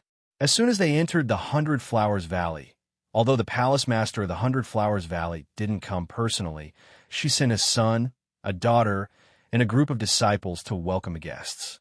Everyone was in the cultivation world. Although supporting Immortal Island only had a dozen or so people, they represented a sect. Therefore, they still had to show the necessary etiquette. As soon as they entered the valley, they saw an extraordinary young man and a beautiful woman standing at the city gate. Both of them cupped their fists and bowed to Quan Deming. Yin Zhuixing, Yin Zixia. I represent my mother to welcome the seniors from supporting Immortal Island. Quan Deming smiled and greeted them politely. He didn't dare to put on airs of the world's #1 sect in front of them. Others might not know, but how could he not know? The so-called mother was his senior sister, the daughter of his master's previous sect master, Guanding Hai. As soon as Yu Qianqiu entered the city, he noticed Yin Zixia. Fortunately, he had always liked to keep a low profile. When he entered, he stood at the back. When the situation turned bad, he immediately hid behind everyone. He didn't know if the other party saw him or not. The people from supporting Immortal Island and the people who came to welcome them walked in. There were many people watching. They were all individual cultivators, both righteous and demonic. The righteous and demonic path in the 100 Flowers Valley were free to come and go. Everyone was here to watch. After all, supporting Immortal Island was famous. They weren't like other sects who often had people outside. It was rare for supporting Immortal Island to send a group of people. It was inevitable that they wanted to see the glory of the world's #1 sect. The place where the 100 Flowers Palace welcomed supporting Immortal Island was at the 100 Flowers House. It wasn't the first time Yu Qianqiu had been here. When they arrived at the entrance of the 100 Flowers House, the people from the other sects of the Cultivation Alliance had already arrived. There were hundreds of people waiting there. The leaders of the sects all came to say a few words to Quan Deming. Yu Qianqiu glanced at the crowd. There were quite a few familiar faces. He seemed to have seen the leader of the Moon Clan when he was in the Demon region. The few female disciples behind him were also very familiar. The leader of Ong Kwangsung was actually Lu Wanwan, an old acquaintance. The person behind him was even more familiar. It was Lu Jingguang, whom he had once stripped naked. Damn, this was going to be interesting. What day was it today? What a sin. Yu Qianqiu groaned in pain. His body shrank in the crowd. There was a saying that went, "You can hide now, but you can't hide forever." He was so big, and supporting Immortal Island was so eye-catching. What could he hide? There was another saying that went even better. Women are more careful than men. This was even more true. A female disciple of the Moon Clan glanced over and was stunned. Then, she whispered something in the elder's ear. The elder of the Moon Clan's eyes lit up. He looked at Yu Qianqiu, who was hiding behind the crowd, sneakily. The elder of the Moon Clan Hua Rui, suddenly chuckled and said, Elder Quan, I heard that your outstanding disciple, Yu Qianqiu, is also here. Who is it? Can I have a look? Yu Qianqiu is here? Elder Quan, we have to ask him to come and see. The Daoyuo sect was also in an uproar. In the eyes of the other sects, they were a little surprised to see such a scene. Who was this Yu Qianqiu? He was so famous that even the first and second sects of the Orthodox sects were so eager to see him. Of course, they didn't know that the trial in the demon region was a secret between the top 3 sects of the Orthodox and Devil sections. On Quansung's Lu Wanwan and Lu Jingguang exchanged a look. They were both confused. The name Yu Qianqiu was so familiar. Yin Zixia, who was standing at the entrance of the 100 Flowers house, looked around the crowd of Fuxian Island and finally saw the familiar figure hiding behind the crowd. Yu Qianqiu, come out and greet the seniors of the various sections. Quan Deming smiled and turned around. Bitch, I'll sell you to Africa. Would it kill you to speak less? Yu Qianqiu hated him to death. There were too many people. To prevent him from squeezing out, the disciples of Fuxian Island automatically made way for him, revealing his true appearance. He had no choice. He would be killed no matter what he did. Yu Qianqiu smiled awkwardly at the crowd and walked over. Lu Wanqian and Lu Jingguang were shocked at the same time. There were many people with the same name and surname in this world, but if they had the same name and surname and also had the same appearance, then they could only be the same person. Moreover, Yu Qianqiu's name was rarely seen. The other On Kwangsung disciples also looked at Yu Qianqiu in shock. Lu Jingguang, who was still in shock, wanted to step out and question them. However, he was stopped by Lu Wanwan the moment he took a step out. Lu Wanwan shook his head gently and winked at the people of supporting Immortal Island, hinting him not to be rash. Lu Jingguang looked at the people of the world's #1 sect and held back the impulse in his heart. He had no choice but to hold back. He heard that the people of Fuxian Island were all extraordinary. The elder in charge was at the tribulation stage, and there were 5 late-stage nascent soul cultivators. On his side, the elder in charge was only at the mid-stage nascent soul realm. Although there were 5 nascent soul realm elders, they couldn't defeat them. This was the difference between the world's #1 and #5. The difference was huge. Chapter 162. Yu Qianqiu was most concerned about On Kwangsung's group. Their actions were all seen by him. It seemed that Fuxian Island's name was really famous. Just their signboard alone was enough to intimidate people. The corner of his mouth curled up into a smile. He already had an idea in his mind, so he immediately felt relaxed. Fuxian Island's core formation stage disciple, Yu Qianqiu, greets seniors. Yu Qianqiu smiled and cupped his hands at the people around him. Hua Rui giggled and said, You were Yu Qianqiu? The last time I saw you, you were only at the foundation establishment stage, right? How long has it been? You have already broken through to the core formation stage. You are indeed an outstanding disciple of Fuxian Island. The Luo sect's principal elder was called Zhu Xianxian. Although he didn't go to the Demon Ghost region, he had heard of Yu Qianqiu. He immediately walked over with a smile and grabbed Yu Qianqiu's arm. He patted it and said, You are indeed extraordinary, extraordinary. Ha! Senior, you flatter me. Yu Qianqiu took this opportunity to quietly withdraw his hand. He did not have a good impression of the Deluo sect, and sooner or later, he would come looking for them to settle the score. As a man, there was no justice in not taking revenge. Everyone saw that the 3 sects were speaking in riddles. They didn't know what was so good about Yu Qianqiu. While they were wondering, Yu Qianqiu walked toward On Kwangsung with a smile. Lu Wanqian, Lu Jingguang, long time no see. How have you been? Yu Qianqiu stood in front of the 2. His smile gradually turned into a sneer. The originally lively surroundings suddenly became silent.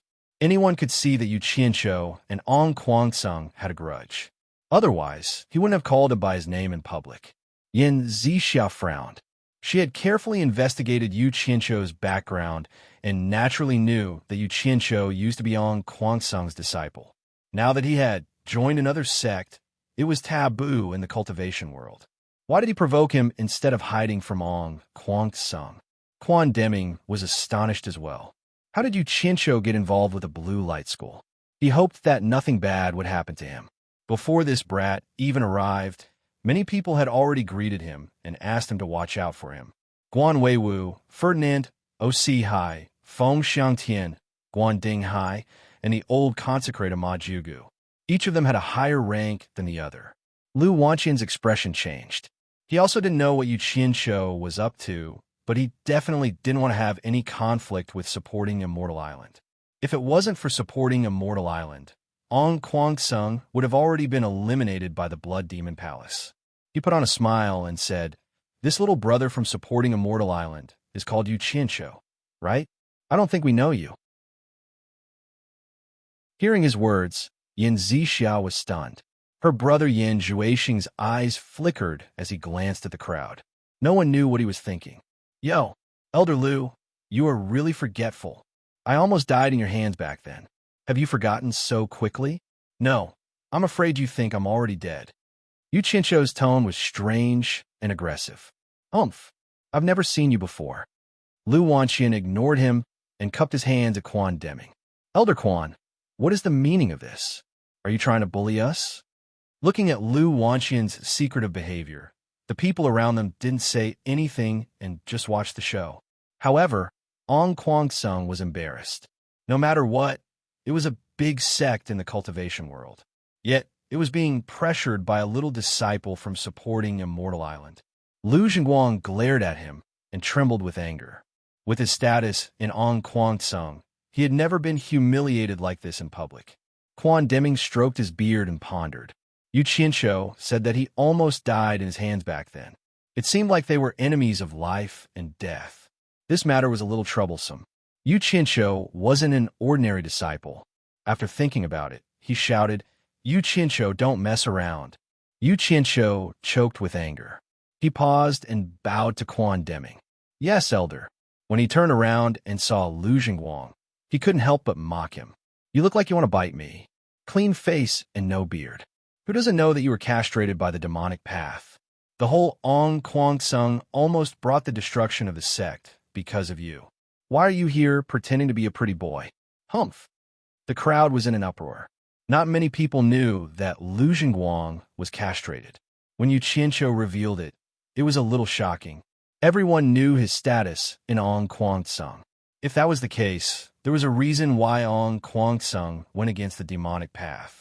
The world #1 sect was indeed the #1 sect. They even knew such a secret. Those sects who had participated in the demon-slaying conference organized by Ong Kwang Sung immediately understood everything. Ong Kwang Sung used the name of demon-slaying conference to take advantage of everyone for revenge. Those sects had more or less suffered great losses. Some sects were even directly destroyed by the demonic path. In an instant, countless hateful eyes stared at Ong Kwang Sung and the others. "Stop right there." Lu Jingguang was about to go crazy. With such a secret exposed, even a man wouldn't be able to withstand it. He immediately rushed out and was about to fight Yu Qianqiu. The two of them were very close to each other. Before anyone could react, Lu Jingguang and Yu Qianqiu had already engaged in close combat. The former punched the latter's head. Yu Qianqiu turned around and grabbed his arm with a backhand. With the other hand, he punched his face twice quickly. Then he grabbed the back of his neck and raised his knee to hit him twice. Finally, he pushed his hand away and raised his leg high, sending Lu Jingguang flying. Fortunately, there were many people behind him. Ong Kwang Sung's disciples had already caught him. However, his whole face had already become a bloody mess, and he was unconscious. In fact, Yu Qianqiu had seen through Lu Jingguang's cultivation at a glance.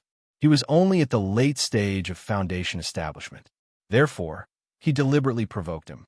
He wanted him to make the first move and then find an excuse to beat him up.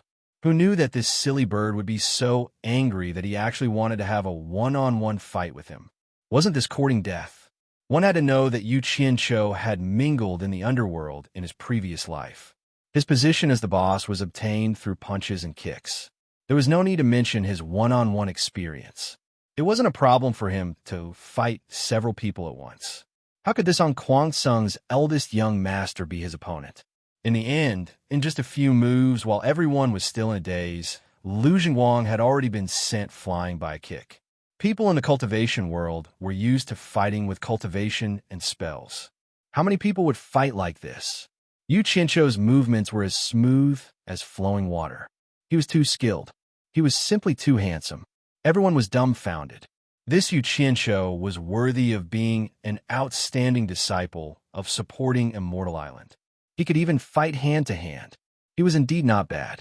The disciples of supporting Immortal Island were even more impressed. This Yu Qianqiu shocked everyone with just one move. He really made supporting Immortal Island proud. Actually, as a man, it was not bad to show off his masculine charm occasionally, especially when it came to fists and kicks. It was very lethal to women. For example, Yin Zixia and the female disciples of the Moon Clan were all amazed. "Little bastard, you actually dare to hit me. Do you want to die?" There were many unreasonable things in the world. It was not the first time that the villain first complained. For example, between the one who hit and the one who was hit, Yu Qianqiu shouted coldly and wanted to rush over to beat him up again. Kwang Sung and the others weren't useless. The grandson of the sect leader was beaten up because he didn't react in time. Now that he was beaten up again, he wouldn't be able to show his face in public anymore. Immediately, a few people drew their swords and pointed them at Yu Qianqiu. Hey! This time, supporting Immortal Island didn't want to be outdone. A few people flashed over and stood in front of Yu Qianqiu, pointing their swords at him. Chapter 163. How dare they make a move on the disciples of supporting Xian Island? The five nascent soul late-stage disciples looked at each other coldly with disdain. This was what the world's #1 sect was proud of. It immediately put a lot of pressure on Kwang Sung and the others. Once they made a move, they didn't even need to think about the consequences. Although the disciples of supporting Xian Island had a cruel competition on the island, they were able to stand out and come here.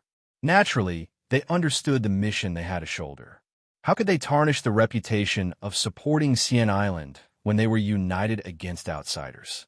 Lu Wanqian held the unconscious Lu Jingguang, whose face was covered with blood, and said angrily, "Elder Quan, don't go too far with your supporting Xian Island." Quan Deming also felt that it was a little unreasonable to continue making trouble. On the first day of the Cultivation Alliance's operation, such a thing happened. If this matter was blown up, he wouldn't be able to explain himself when he returned. He immediately shouted in a deep voice, "All of you come back. Elder Quan, he was the one who hit me first. We can't let him go so easily." Yu Qianqiu pointed at the unconscious Lu Jingguang and said, "It seemed like he wouldn't let him go unless he killed him." "You shut up." Quan Deming was really having a headache. No matter where this kid went, he seemed to be doing some soul-stirring things, but he couldn't do anything to him. Seeing that Quan Deming was angry, Yu Qianqiu and the five nascent soul-stage disciples returned behind him. Quan Deming cupped his hands at Lu Wanqian and said, "Elder Lu, it's our supporting Xian Island's lack of discipline. I hope you can give me face and let this matter go. Don't take it to heart." Lu Wanqian's face was gloomy. He snorted coldly and didn't say anything. It was really hard for him to say anything. Although it was the other party's disciple who started it, it was his own disciple who made the first move. However, no matter what, his strength was still inferior to the other party. Otherwise, how could he let it go? The cultivation world had always been one where the strong would not yield to the weak. Also, Quan Deming had personally apologized. They had to give him face. Yin Juexing, who was at the entrance of 100 Flowers' house, saw that the situation had calmed down. He waved his hand, and a few people went over to Kwang Sung's side to carry the unconscious Lu Jingguang for treatment. At the same time, Kwang Sung sent 2 disciples to follow.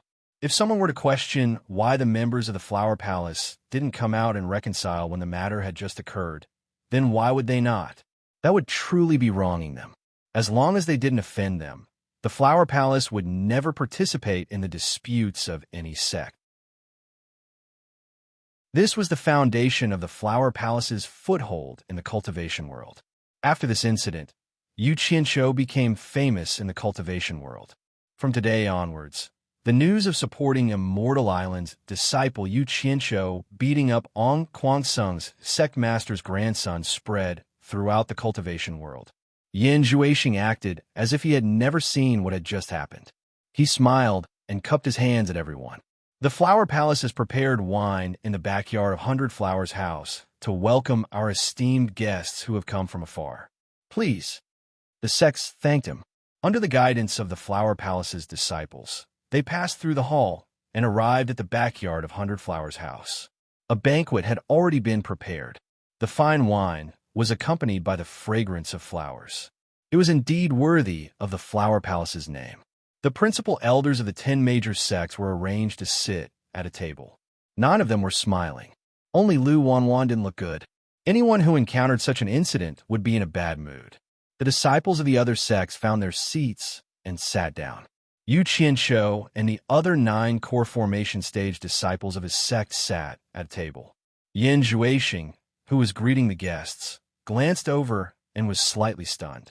He turned around thoughtfully and continued to greet the guests. A small detail caught his attention.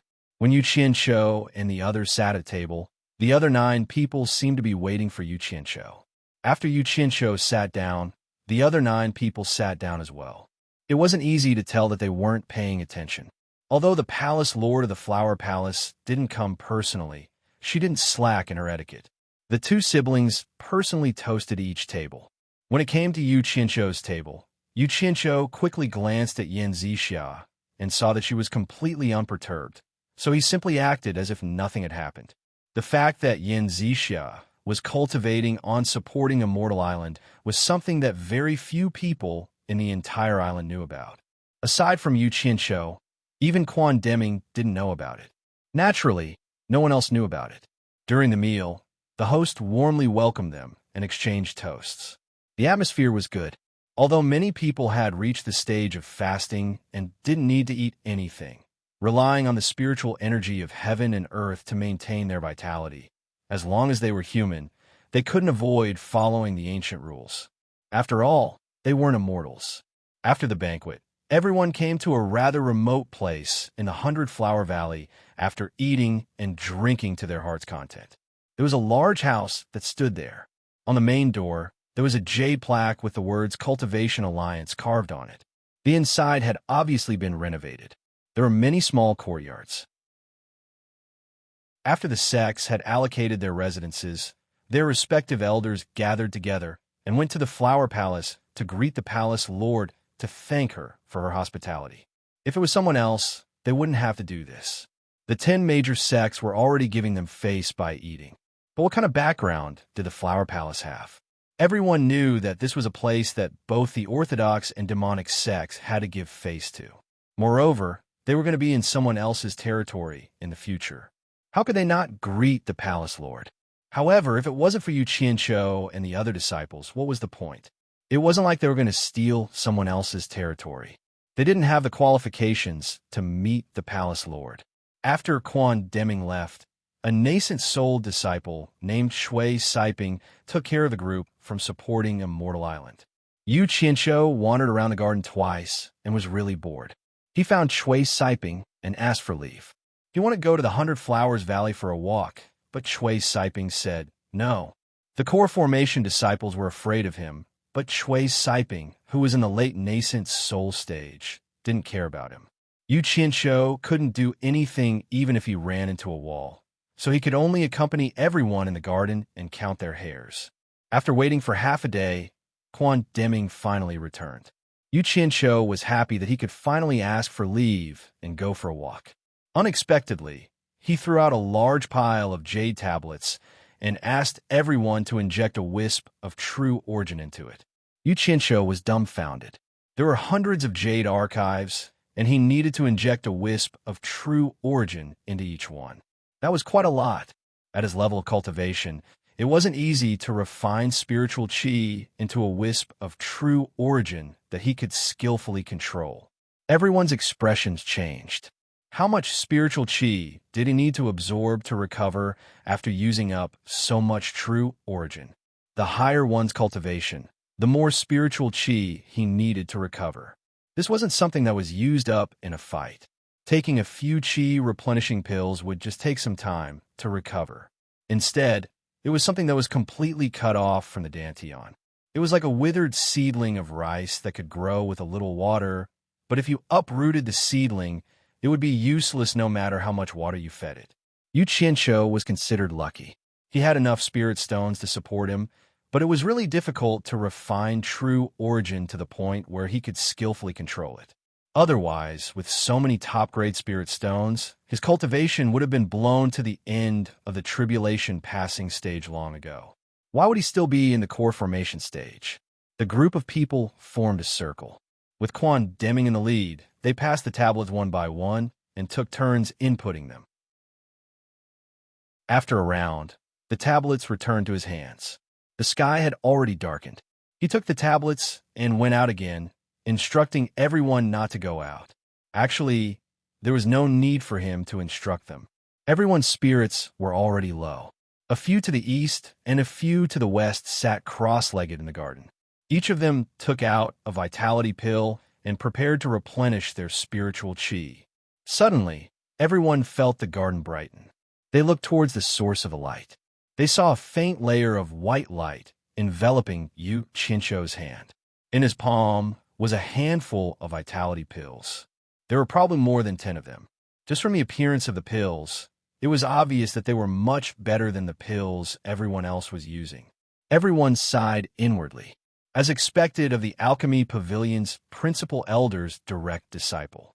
Even the pills he took were rarely seen by ordinary disciples. It was no wonder his cultivation improved so quickly. While everyone was feeling envious, they suddenly saw Yu Qianqiu staring at the pills in his palm. He sighed and muttered, "Damn it, I hate eating this thing the most. I don't even know how much I've eaten these past few years." AI. As he said that, he frowned and swallowed a few mouthfuls of pills. Then he took out another handful and swallowed it.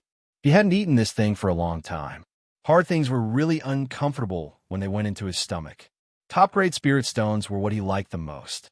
Not only were they full of spiritual chi, they were also very convenient.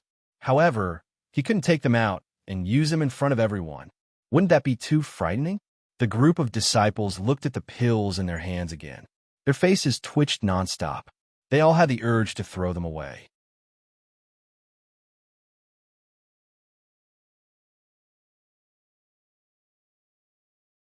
Chapter 164. When Quan Deming returned, there were only 15 Jade archives left in his hands.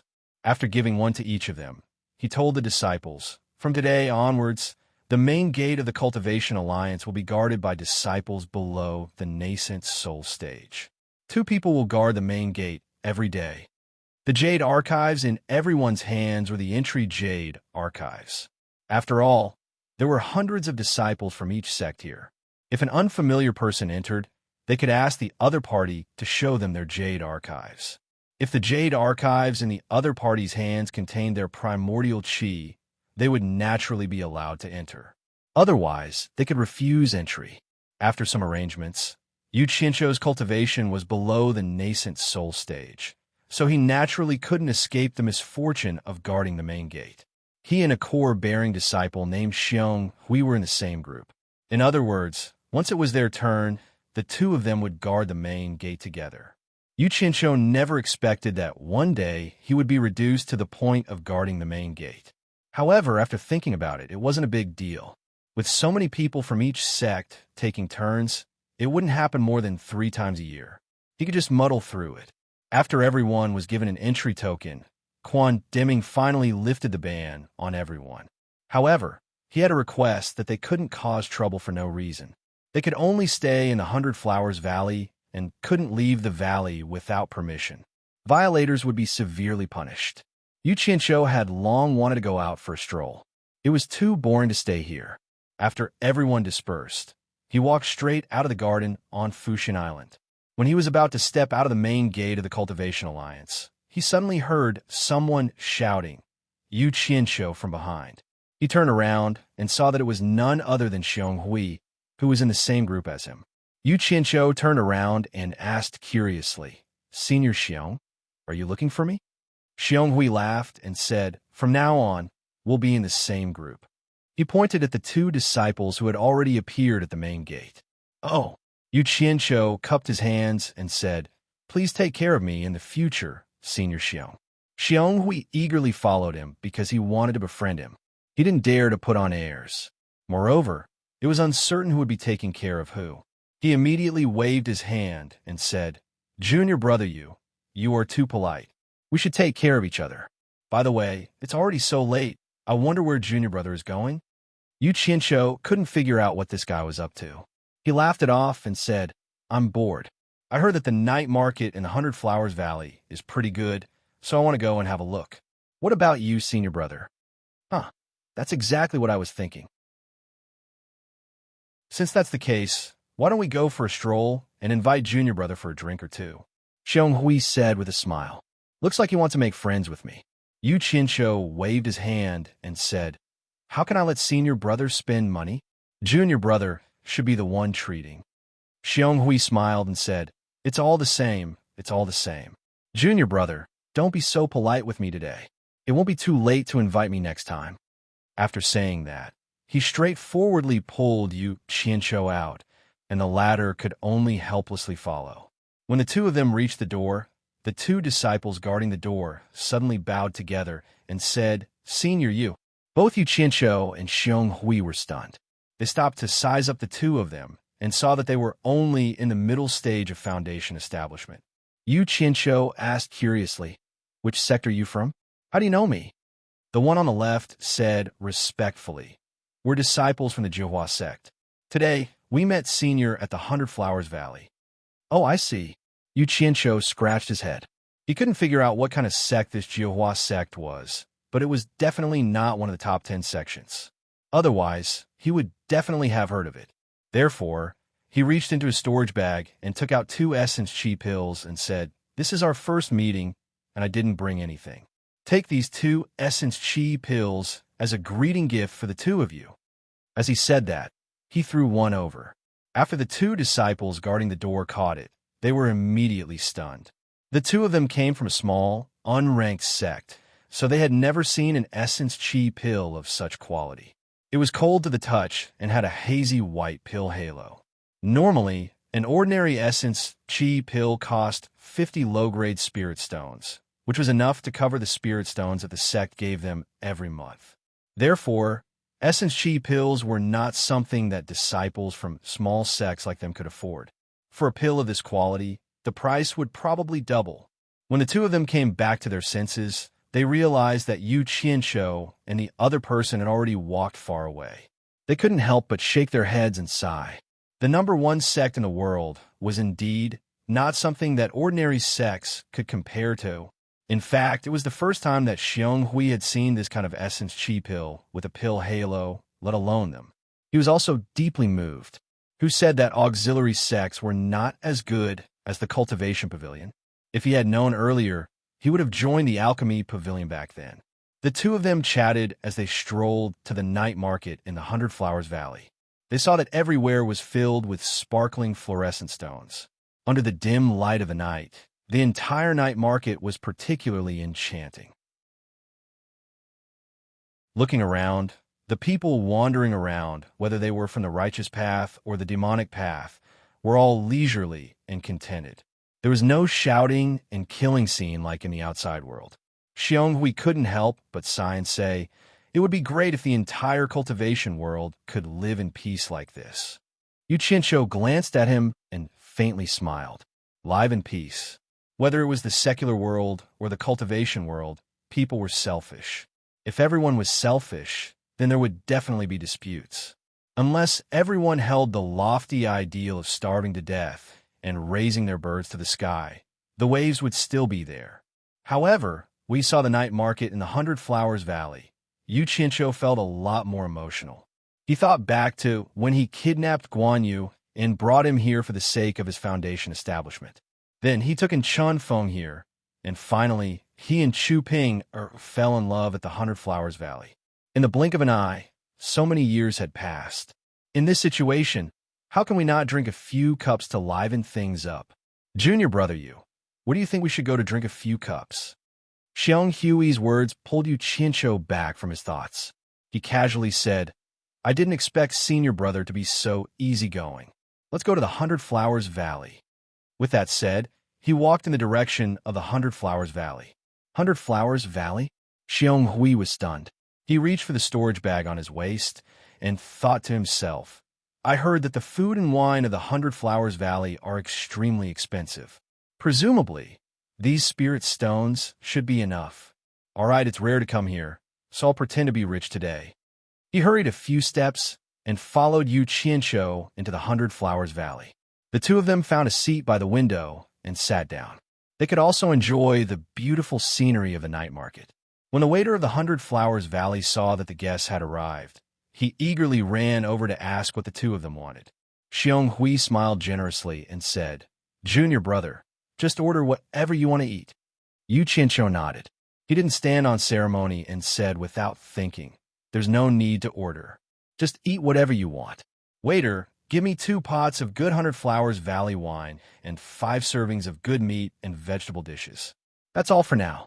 If it's not enough, we'll talk about it later. With that said, he looked out of the window in a daze. Please wait a moment.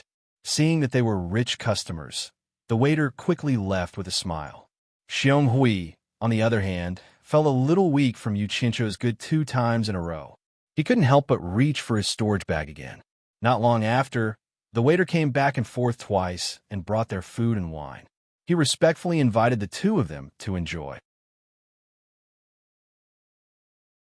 The two of them picked up their chopsticks and tasted the food a few times.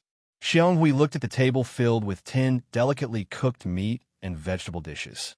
He thought that the Hundred Flowers Valley really lived up to its name. But for some reason, although the food tasted good, the more he ate, the more uncomfortable he felt. He felt like he was sweating. Yu Qianqiu was a person who never got tired of eating. As long as he could afford it, he would never mistreat himself when it came to food. He never thought about the price. It was fine as long as it was worth it. Of course, this was related to his wealth.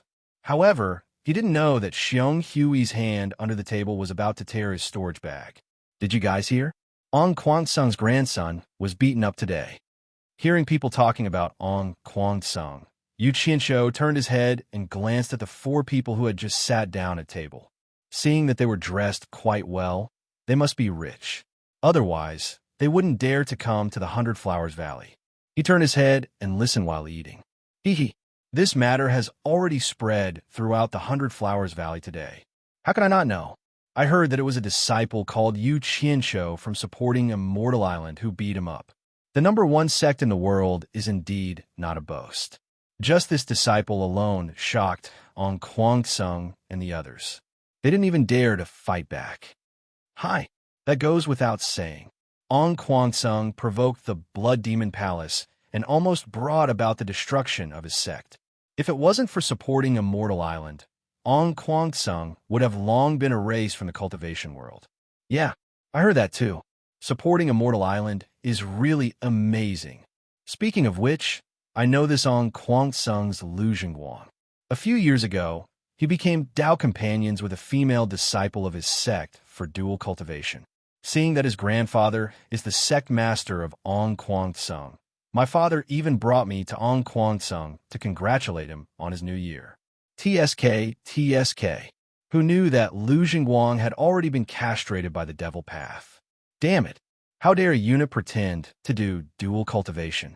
What a pity for that beautiful female disciple.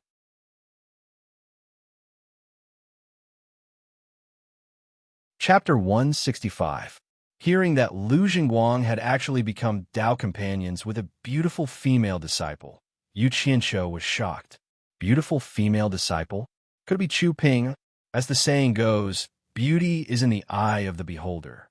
In Yu Qianqiu's heart, the most beautiful female disciple in the whole of Ong Kwangsung was naturally Chu Ping. Chu, lower your voice. The 2 people sitting over there seemed to be disciples of supporting Xian Island from their attire. The 4 of them looked towards the window and instantly shut their mouths. Coincidentally, the waiter came over to ask the 4 of them to order, so they immediately changed the topic. Yu Qianqiu was listening to the crucial part, but they didn't say anything. This matter concerned Chu Ping-er, so how could he bear it? He stood up slowly and walked towards the table of the four of them with a gloomy face. Xionghui was in a bad mood. No matter how good the food was, it didn't taste good in his mouth. Suddenly, he saw Yu Qianqiu leave the table with a gloomy face. What was he going to do? He immediately followed. Four of you. May I know which sect you are from? Yu Qianqiu calmed himself down and walked to the table with a smile. The four of them had just finished ordering. At this moment, they saw Yu Qianqiu walking over to ask questions. Looking at his attire and the person behind him, the four of them exchanged glances. As expected, they were disciples of supporting Xian Island. The four of them stood up. The person opposite Yu Qianqiu cupped his hands and said, I am Bai Zizong. The four of us are good friends. We belong to the four great clans of the cultivation world. We agreed to come to the 100 Flowers Valley to have some fun. May I know what advice does Senior from supporting Xian Island have for us? The four of them couldn't see through Yu Qianqiu and Xiong Hui's cultivation, so they naturally addressed them as seniors. However, Yu Qianqiu was able to see through their cultivation at a glance. Three of them were in the early stage of the core formation realm, and one of them was in the late stage of the foundation building realm. The four great clans of the cultivation world were the four great clans between the righteous and demonic paths. They were quite similar to the 100 Flowers Valley, neither belonging to the righteous path nor the demonic path. It was rumored that the four great clans were of the same breadth and branches, and their strength was also extraordinary. Of course, Yu Qianqiu had heard of them. He squinted his eyes and asked with a smile, Are you from the Bai, Jing, Wu, and Tan families? The four of them cupped their fists and said, That's right. Bai Zizong respectfully asked, May I know who Senior is from Fuxian Island? So, it turns out to be a disciple of one of the four major families of the cultivation world. It's an honor to meet you. Yu Qianqiu cupped his fists and said indifferently, I'm not an expert. I'm the villain that you guys were talking about just now. Yu Qianqiu. As soon as he said this, the four of them looked at each other. Indeed, the gods were watching from above. Fortunately, they didn't say anything bad about him behind his back. Otherwise, it would be a mess. One must know that although the four great clans were quite powerful, they paled in comparison to Fuxian Island. Bai Zizong was stunned. He quickly bowed and said, The four of us talked too much. We didn't know you were here. Please forgive us, Senior. Yu Qianqiu waved his hand and said, I don't like to be secretive. What's done is done. There's no need to forgive us. It's just hitting someone. So people were asking for it. Since I dared to hit them, I'm not afraid of others talking about it. Moreover, the four of you didn't say anything bad about me. What's wrong with that? Wasn't it just hitting someone? What a big tone. The four of them smiled unnaturally. They thought to themselves, only the disciples of Fuxian Island have such a tone. On Kwansung is ranked 6th in the righteous path. There aren't many that they can afford to offend. Otherwise, they wouldn't be able to stir up the entire cultivation world. Even one of the four great clans can't match up to them. It's fate that brought us together. Yu Qianqiu, love to make friends. Why don't we have a drink together? I wonder if the four of you are willing to do me the honor? Yu Qianqiu smiled. Three of the four looked at Bai Zizong. The latter was a little hesitant. He didn't know what Yu Qianqiu wanted to do. It was necessary to be on guard when traveling in the cultivation world. Yu Qianqiu could tell that Bai Zizong was the leader of the four. He smiled faintly and said, Don't the four of you want to give me a chance to flatter the four great clans? His words were a little harsh. It was already good enough that the disciples of Fuxian Island didn't do whatever they wanted in the cultivation world. Was there need to flatter others? At the same time, it was a reminder to the four of them. Bai Zizong cupped his hands awkwardly and said, Then I shall accept your invitation. Yu Qianqiu nodded and shouted, Boss. The waiter who was serving the dishes hurried over and asked what was the matter. Prepare a good private room and the best banquet in 100 Flower House. Hurry, I have to entertain these guests. Yu Qianqiu waved his hand. The waiter looked at the dishes and asked, What about the dishes on this table? Yu Qianqiu pointed at the table and then the table he was sitting at. Put it on me. You go do what you need to do. By the way, he changed the topic and stopped the waiter. This table of food and wine hasn't been touched yet. Go to the night market outside and find 4 cultivators who are currently living in poverty. Tell them that Hundred Flowers House made a table of food and wine and invited them to taste it for free. You have to explain to them that after tasting it, they have to evaluate the taste of Hundred Flowers House's food and wine. Don't say that it's free, understand? The waiter was stunned. He scratched his head. He had never seen such a strange customer. Seeing that he didn't respond, Yu Qianshou said in a low voice, "What? Is my request too much?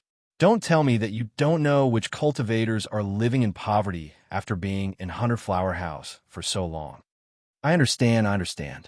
You're doing this out of kindness." The waiter smiled apologetically and retreated. He went to the counter and said a few words to the shopkeeper. The shopkeeper looked over in surprise and nodded. The waiter ran out like a wisp of smoke. After a short while, the waiter led 4 cultivators in shabby clothes over with expressions of pleasant surprise on their faces. "Everyone, let's stand aside for a while. Don't disturb their appetite." Yu Qianshou smiled and walked away with them. The manager of the Hundred Flowers House walked out of the counter and said with a smile, "So it's Mr. Yu. Did you book the best banquet in the Hundred Flowers House?" During the day, he had seen Yu Qianshou beat someone up in front of everyone, so he naturally recognized him. Yu Qianshou nodded and didn't say anything. The shopkeeper smiled. "Our best banquet costs 1,000 high-grade spirit stones. It will take some time to prepare. Please wait for a moment." 1,000 high-grade spirit stones for a banquet? Everyone was shocked. Even the 4 clans were no exception. Yu Qianshou frowned and said coldly, "Shopkeeper, are you reminding me? Are you worried that I can't afford it?" He guessed right. The shopkeeper was afraid that he couldn't afford it and specially came to remind him so that everyone wouldn't feel awkward. There was no need to talk about supporting Immortal Island's wealth. However, Yu Qianshou was only a core formation realm disciple. How could he take out 1,000 high-grade spirit stones? If he thought about it, he definitely wouldn't say it out loud. He smiled apologetically. No, Mr. Yu misunderstood. Please follow me to the private room upstairs and wait for a moment."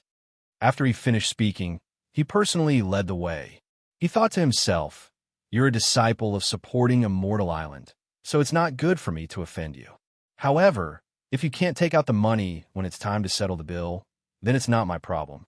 Naturally, someone will come looking for your supporting Immortal Island."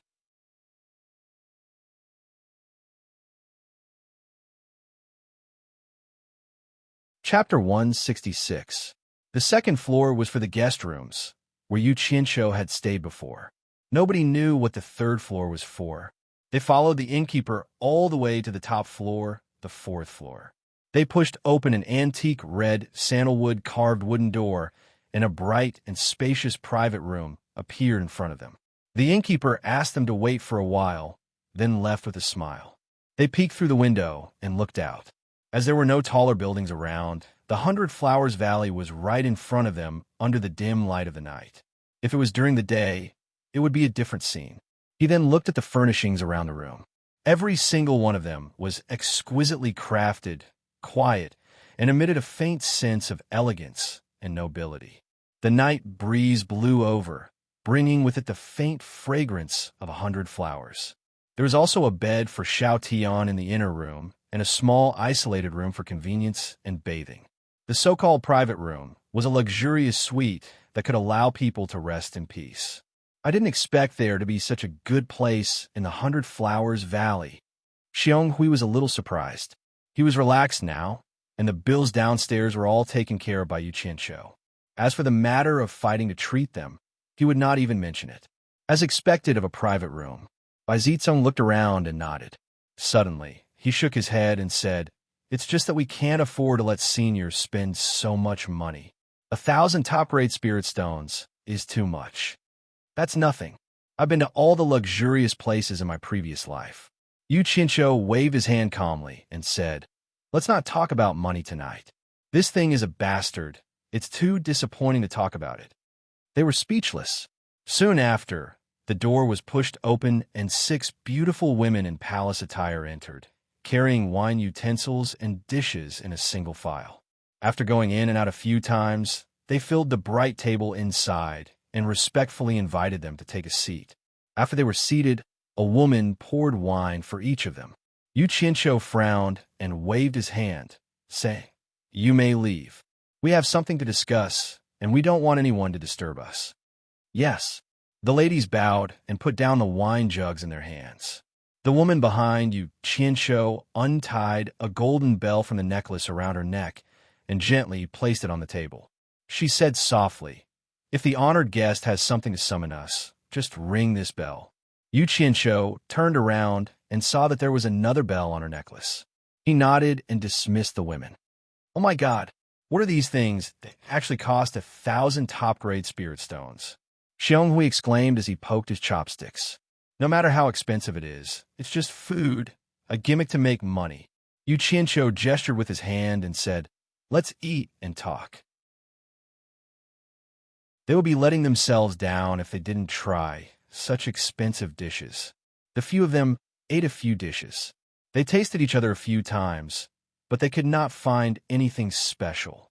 As they chatted, they became familiar with each other and started calling each other brothers.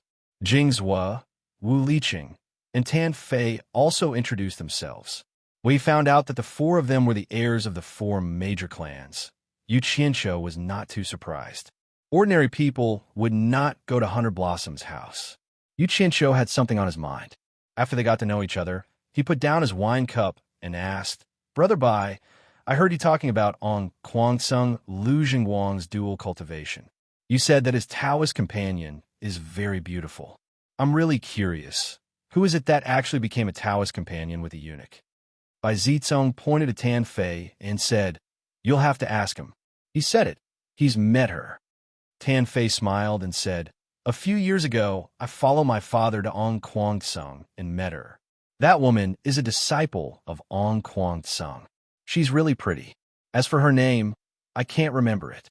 Yu Qianqiu's heart sank, but on the surface he smiled and said, "Brother Tan, you may not know this, but I've always been more interested in stunning beauties.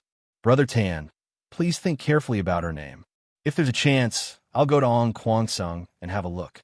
Other people are afraid of On Kwangsung, but I'm not. You even dared to hit the head's grandson, so naturally you wouldn't be afraid."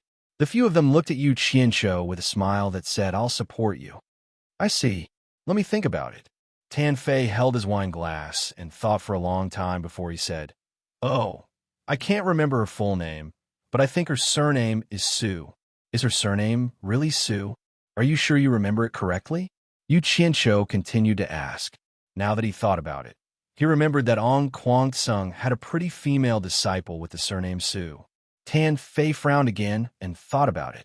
He nodded and said, "It should be right. At that time, I heard a few female disciples of On Kwangsung calling her senior sister Su." After getting his confirmation, Yu Qianqiu's heart instantly relaxed. He raised his glass and smiled at everyone. "All right, I'll remember it. On Kwangsung beauty with the surname Su. If there's a chance, you must go and meet her. Don't let that eunuch take advantage of you. Come, let's have a toast." As soon as he let it go, the atmosphere among everyone changed. They let go of their stomachs and ate to their heart's content. The six of them ate until late at night before they were ready to leave. The golden bell rang and the six women entered. Yu Qianqiu waved his hand and said, "Bill, please." The other five were shocked when they heard that. They then remembered that the dishes cost 1,000 superior grade spiritual stones. Even Bai Zizong and the other three from the four families felt the pinch. Not long after, the innkeeper ran in and smiled respectfully. "Mr. Yu, including the 2 tables below, the total is 1,000 orders and 35 upper-grade spirit stones. You are a VIP, so the 2 tables below are free of charge. Please come again in the future. Just pay 1,000 upper-grade spirit stones." The 100 Flowers house is really rich. 35 superior-grade spiritual stones is waived just like that. Yu Qianqiu sneered and took out another storage pouch from his storage pouch. He threw it over and said, "You check if it's 1,000 upper-rank spirit stones and see if I'm missing anything." "Yes, yes, yes." The innkeeper caught the storage bag and nodded. He inserted his divine sense into the bag and was shocked. There were indeed 1,000 superior-grade spiritual stones in it. He smiled apologetically. "Please wait for a moment, Mr. Yu. I'll empty the storage bag for you." Xiong Hui was speechless. He was prepared to dine and dash with Yu Qianqiu. He did not expect him to really take out 1,000 superior-grade spiritual stones. Oh my, this was not just any ordinary kind of money. Bai Zizong and the other three did not know the details. They only dared to eat a meal that cost 1,000 superior-grade spiritual stones because they trusted the reputation of the supporting Xian Island. Now that they had paid so much money, the four of them exchanged glances and thought to themselves, the disciples of the supporting Xian Island are indeed extraordinary. They did not even blink when they paid 1,000 superior-grade spiritual stones. Forget it. You can waive 35 superior-grade spiritual stones for me. I don't care about this broken storage bag, Yu Qianqiu said and walked out. If it was any other time, he would ask for it back even if it was a piece of inferior-grade spiritual stone. He would not pretend to be generous when he was stingy. However, he was really happy today. After knowing that Lu Jingguang's cultivation partner was not Chu Ping-er, he felt relieved. In fact, he was really afraid that the woman he was in love with would betray him. There was another reason. He had made friends with the direct descendants of the four major families in the cultivation world. He had spent a lot of money. How could he be embarrassed over a storage bag? Innkeeper Chun, which esteemed guest, booked the best banquet in the 100 Flowers residence. Why don't you introduce him to me? Yu Qianqiu had only taken a few steps when a person's voice suddenly came from outside. Yan Zhuixing walked in with a smile on his face. When the latter saw Yu Qianqiu, he cupped his hands and said happily, "I was wondering which esteemed guest it was." "It's Brother Yu." "Brother Yan." Yu Qianqiu cupped his hands. Yan Zhuixing frowned at the innkeeper and said, "Innkeeper Chun, how much did you take from Brother Yu?" Innkeeper Chun handed over the storage bag in his hand respectfully and said, "Innkeeper Chun, how much did you take from Brother Yu?" "Nonsense." Yan Zhuixing took the storage bag and shouted, "Innkeeper Chun, seeing that you didn't know, I won't pursue this matter. But remember, Brother Yu is my friend. In the future, as long as Brother Yu comes to the 100 Flowers residence, all the expenses will be on me. Do you hear me?" Innkeeper Chen nodded. Yan Zhuixing snorted and looked at Yu Qianqiu with a smile. "Brother Yu, if you treat me as a friend, please take back the spiritual stones." Yu Qianqiu crossed his arms and smiled, not saying a word. He glanced at the shopkeeper and the master, his eyes narrowing. "Friends? Huh. It seems like this is the first time we've interacted and spoken. I've interacted with your sister before. This way, we can't be considered as friends, but as relatives.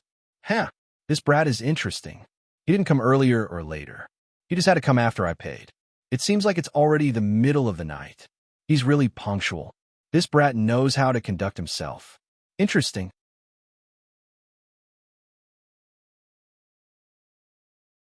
Chapter 167. Brother Yin, you're too kind. How can you eat without paying?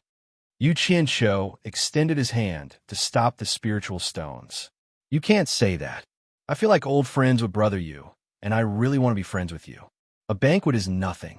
If Brother Yu thinks highly of me and is willing to be friends with me, then please take back the spiritual stones," Yan Zhuixing said with sincerity. "Damn it.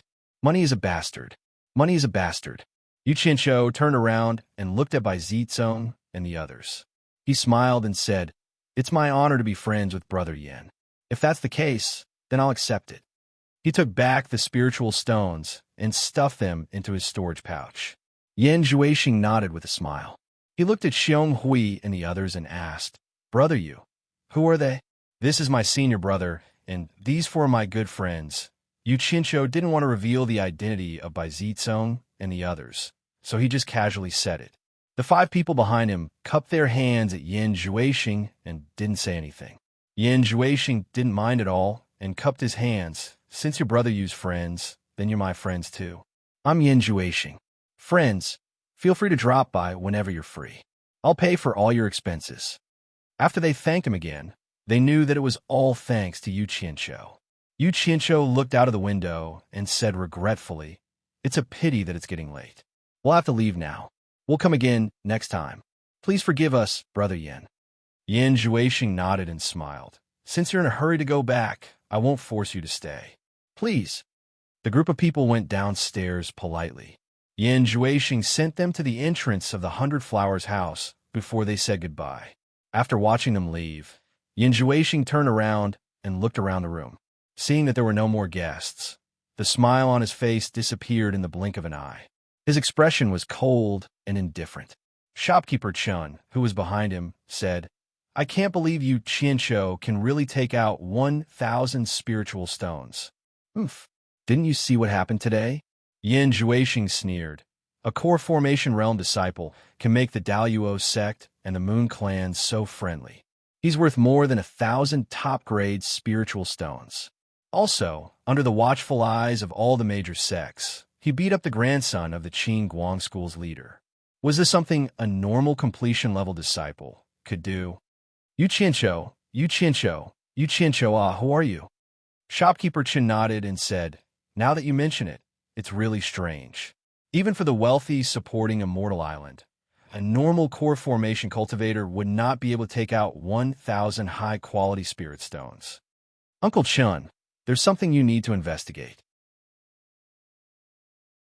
Yin Juexing turned around, looked outside, and slowly said, I don't believe that Yu Qianqiu would spend 1,000 high-grade spirit stones for a few ordinary friends.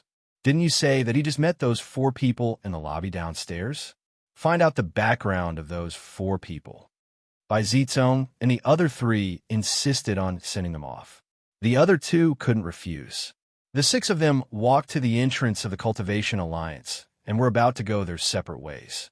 Yu Qianqiu cupped his hands. Okay, I'll stop here. I just settled here, and there are a lot of things I don't know yet. I won't invite you in. Huh, today was supposed to be my treat, but someone stole my thunder. Since we're brothers, I won't stand on ceremony. I'll make it up to you next time. The 4 of them came from influential families, so they had seen a lot of hypocrisy. Yu Qianqiu's frankness caused the 4 of them to become much closer. The 4 of them looked at each other and smiled. Bai Zizong laughed. We've eaten a lot of good stuff, but this is the first time we've had a banquet that costs 1,000 spiritual stones. That Yin Juexing. Huh, he admires Brother Yu a lot. Yeah, he just paid the bill, and he's already helping me save money. His admiration is timely, but I think he admires the 4 of you too. Yu Qianqiu sighed and winked at the 4 of them. It's so easy talking to smart people. Don't. Bai Zizong waved his hand and smiled. Our 4 families can't compare to your Fuxin Island. Such admiration should be left to Brother Yu alone. I'd rather be stupid. Otherwise, I'm afraid I won't be able to sleep at night. The 4 of them burst into laughter. Only Xiong Hui smiled. He didn't know what the 5 of them were talking about and what they were laughing about. The 4 families also had shops in the 100 Flowers Valley. They didn't have to worry about not having a place to stay. They made an appointment with Yu Qianqiu to meet again next time and went their separate ways. Yu Qianqiu glanced at Xiong Hui, then at the 4 of them. He shook his head slightly. The next day, Quan Deming and the elders of the various sects were busy. No one knew what they were discussing. Yu Qianqiu spent some effort to get rid of Xiong Hui. He wandered around the market in the 100 Flowers Valley. He realized that it wasn't a bad thing that the Cultivation Alliance was located in the 100 Flowers Valley. If Utopia needed anything, he could purchase it here. They casually walked to a stall selling talismans. The stall owner was an old man with a smile on his face. Yu Qianqiu sized him up and discovered that he was actually still in the middle stage of the foundation building realm, despite his age. He then pointed at the talisman papers on the stall and asked, Did you make all the talisman papers here yourself? The old man realized that he couldn't see through the cultivation of a young man in front of him. He immediately nodded and said yes. How much are you selling these talismans? Yu Qianqiu asked. The old man was stunned. He smiled apologetically. Sir, you're mistaken. I only sell talismans here. I don't sell white talismans. Yu Qianqiu frowned. Why not? Don't you want to earn spirit stones by setting up a stall? The old man chuckled. I won't hide it from you. I spent a lot of time and effort to make these talismans. If I offer a high price, you won't be happy. If I offer a low price, the profit will be too low. Yuchincho waved his hand and interrupted him. Don't be long-winded. Name a price that you're willing to sell. Since you said so, I'll tell you. The old man spread out 4 different colored talismans on the stall. Level 1 white talismans cost 10 low-grade spirit stones. Level 2 white talismans cost 1 low-grade spirit stone. Level 3 white talismans cost 1 mid-grade spirit stone. As for level 4 white talismans, you must know that the materials used are not ordinary. They cost 50 mid-grade spirit stones each. Yuchincho understood that the material he was talking about was not ordinary. Normally, the talisman paper that could reach the standard of the 4th level was usually made from human skin and other materials that were good at guiding spirituality. However, the old man's price was not low. It was even higher than the talismans that Shun Feng sold here. It seemed that he wanted to make him back off. He could not help but frown. I'll reduce the price of all white talismans by half. I'll take all of them. Reduce by half? All of them? The old man muttered as he twirled his beard. He looked at the thousands of white talismans on the stall and considered whether it was worth it to make a small profit but quick turnover. Yuchincho also knew that his price was a little too high. However, when he talked to Chinfeng last night, Chinfeng told him that he needed a lot of white talismans to train his subordinates. He wanted him to think of a solution as soon as possible. Yuchincho attached great importance to this matter. If he could train a group of talisman-making experts to provide logistical support for the army, it was worth it to spend more money. Fortunately, he was in the 100 Flowers Valley. It was not difficult to solve this problem. Seeing that he was still hesitating, Yuchincho frowned. This is the price. You don't have to think about it anymore. From today onwards, I'll take all of your white talismans. This is the deposit for tomorrow. He threw a high-grade spirit stone on the stall.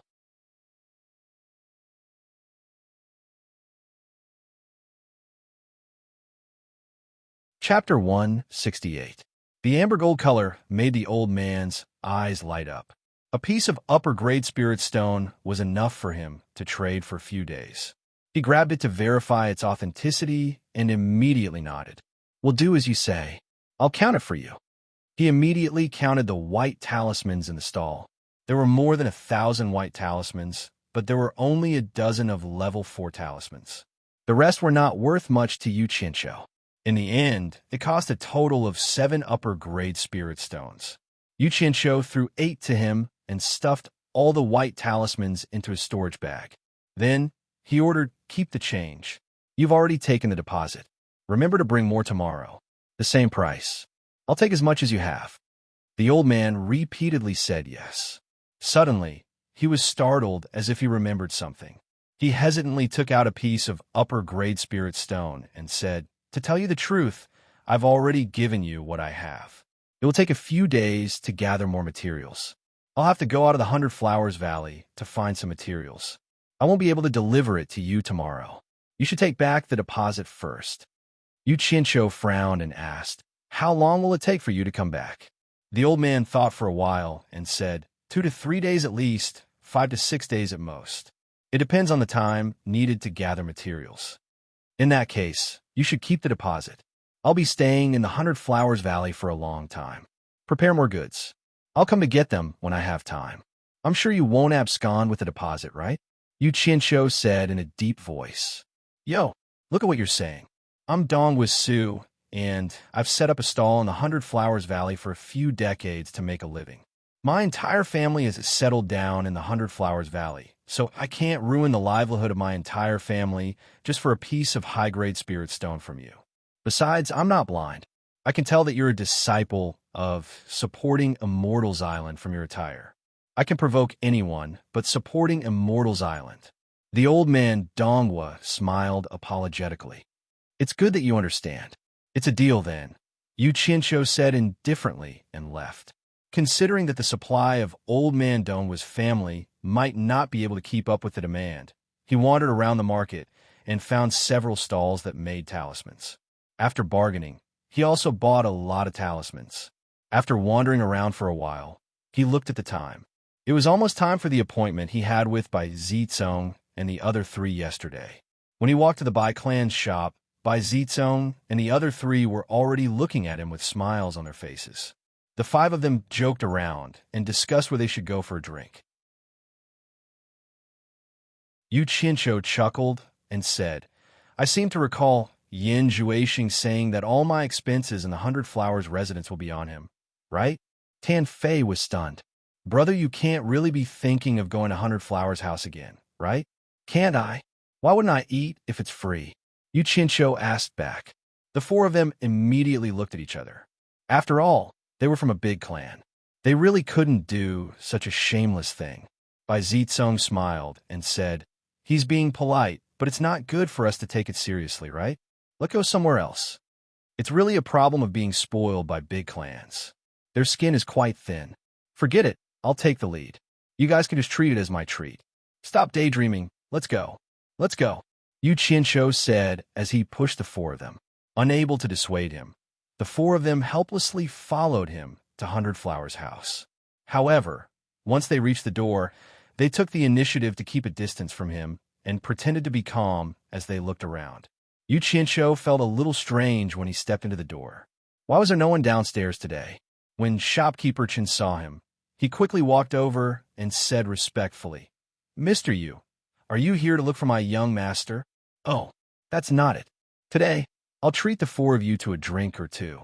As he said that, he pointed at Bai Zizong and the other three. When the four of them heard what he said, they didn't know whether to laugh or cry. They felt a little embarrassed and turned their heads to the side as if they were attracted by some scenery. Shopkeeper Chun was stunned at first. Then his face twitched slightly. He smiled apologetically and said, If that's the case, the five of you should go to the private room upstairs. There's no need to go through so much trouble. Yu Qianqiu waved his hand and said, The five of us will just find a table downstairs to eat something. No matter how thick-skinned he couldn't always come to eat the best banquet of others. Shopkeeper Chen hesitated for a while and explained, Mr. Yu, I'm really sorry today. The restaurant downstairs is not receiving any guests. The few of you, please go to the private room upstairs. Cleared? Did someone book the entire restaurant? Yu Qianqiu was shocked. No wonder there were no guests downstairs. At this moment, there was a commotion outside. Yu Qianqiu poked his head out to take a look and was shocked. Yin Zhuaxing and Yin Zixia were leading a large group of people, and the person in the middle was none other than the 10,000 demons Xiao Wuyuan. Many people felt that he looked familiar. What's going on? While they were shocked, Shopkeeper Chan explained, the Diabolism has formed an alliance of Diabolism. They're also staying in the 100 Flowers Valley. The 100 Flowers Palace is going to welcome them at the 100 Flowers house, so we have to clear the restaurant. Mr. Yu, please give me some face and invite me to the private room upstairs. The righteous created a cultivation alliance, and the Diabolism created a alliance of Diabolism. Damn, they are opposing each other. There's going to be a good show. I was wondering what these old guys were busy with today. Yu Qianqiu shook his head and sighed. Shopkeeper Chun, I didn't know you were busy today. It's our fault. I'll come again another day. Not at all.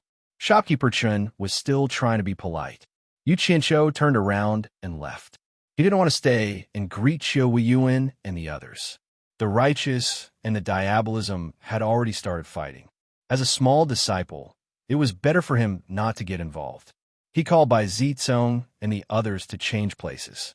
The four of them didn't want to come, so they didn't have any objections. Its little brother Yu Qianqiu in front. After walking a few steps, Qiao Wen, whose eyes were sharper, had already raised his voice and shouted, Yu Qianqiu, where? Where? Qiao Wen's shout immediately caused the disciples of the Myriad Demons Temple, the Blood Devil Temple, and the Corpse God Sect to boil up. Many disciples of the three sects had heard of Yu Qianqiu's name in the Demon Ghost region. Unfortunately, most of them had never seen him. Now that they heard of Yu Qianqiu, they naturally wanted to see him. Old thing, will you die if you don't shout? Yu Qianqiu squeezed out a smile on his face, turned around, and cupped his hands towards Qiao Wen, who was walking over quickly. Senior Qiao, I haven't seen you for many years, but you are still as elegant as ever, truly worthy of congratulations. By Zizong and the others didn't know what was going on. They stopped to watch. Wasn't this Yu Qianshou a disciple of Fuxian Island? Why was he so familiar with the diabolism? Moreover, it seemed like they had a close relationship. Ha! Qiu Yun looked back at his fellow diabolism members and laughed heartily. I knew I wouldn't be wrong. It's indeed Brother Yu Qianshou. The people of the three major diabolism sects also gathered around, as if they had seen a rare animal. Many of them cupped their hands and said, I've heard a lot about you. Yu Qianshou also cupped his hands towards them. Although Yin Zixia tried her best to pretend that she didn't know Yu Qianshou, she couldn't help but be surprised. Since when did he have a relationship with the diabolism people? The diabolism people didn't seem to have any ill intentions towards him, especially Qiu Weiyuan, who treated him like an old friend. This was a little unbelievable in the cultivation world. Yan Zhuixing's eyes flickered between Yu Qianshou and the diabolism people. He was actually shocked. He thought to himself, what is the background of this Yu Qianshou?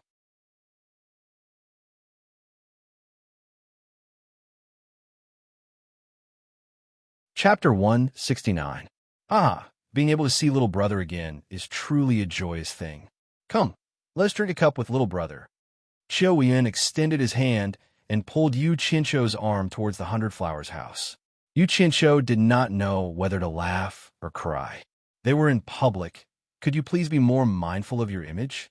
Diabolism and righteous sects are so close. How am I going to explain this?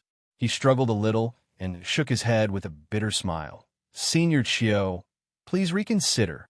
Qiu Weiyuan turned around and said in a daze, could it be that little brother is looking down on this old man and not giving me face? Yu Qianshou shook his head and said, Senior, please consider for me. I am a disciple of Fuxian Island.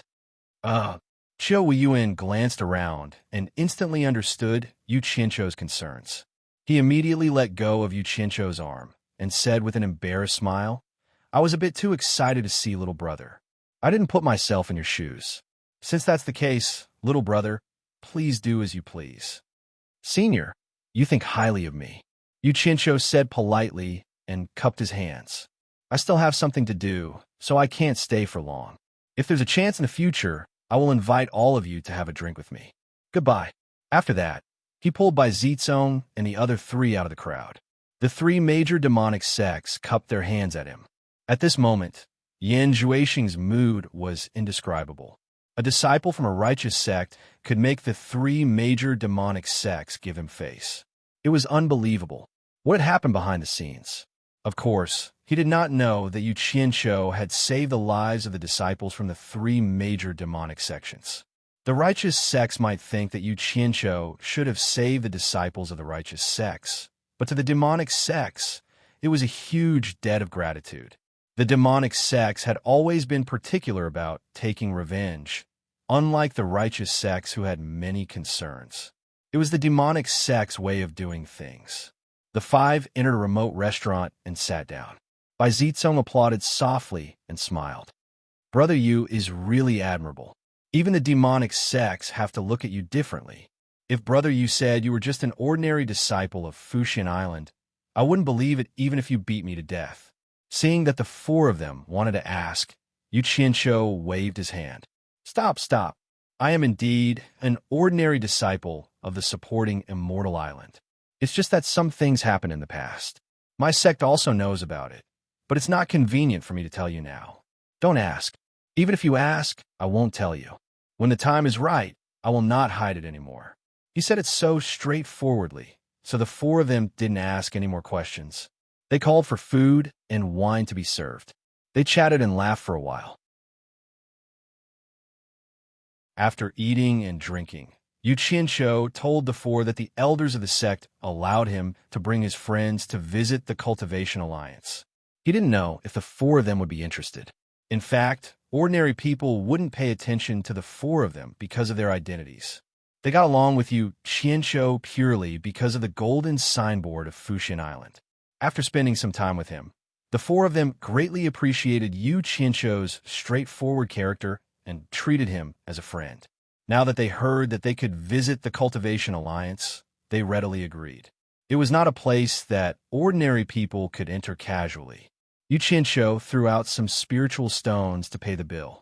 The 5 drunkards walked toward the Cultivation Alliance, chatting and laughing. When they came to the gate, they suddenly saw a few people coming out. It was Lu Wanwan who led them out. The two of them looked at each other. Lu Wanwan snorted coldly and ignored him. Yu Qianshou glanced at him casually and ignored him. Suddenly, his eyes swept over a beautiful figure among them, and his body suddenly trembled. The few of them brushed past them. Yu Qianshou was stunned and slowly turned around. If he didn't see it wrong, the beautiful woman was none other than Ong Kwangsung's Chu Ping. Why was she here? She clearly saw him, but why didn't she recognize him? Could it be that his appearance had changed so much? Yu Qianshou touched his face subconsciously. Bai Zizong and the other 3 also found something wrong with him. Tan Fei suddenly said in a low voice, "Brother Yu, if I remember correctly, the beautiful woman among them seemed to be the person you wanted to see. She should be Lu Jingguang's Taoist partner." Yu Qianshou's entire body shook when he heard this, and then he turned around and suddenly grabbed Tan Fei's collar as he shouted explosively, "What did you say? Didn't you say that his Taoist partner's surname is Su?"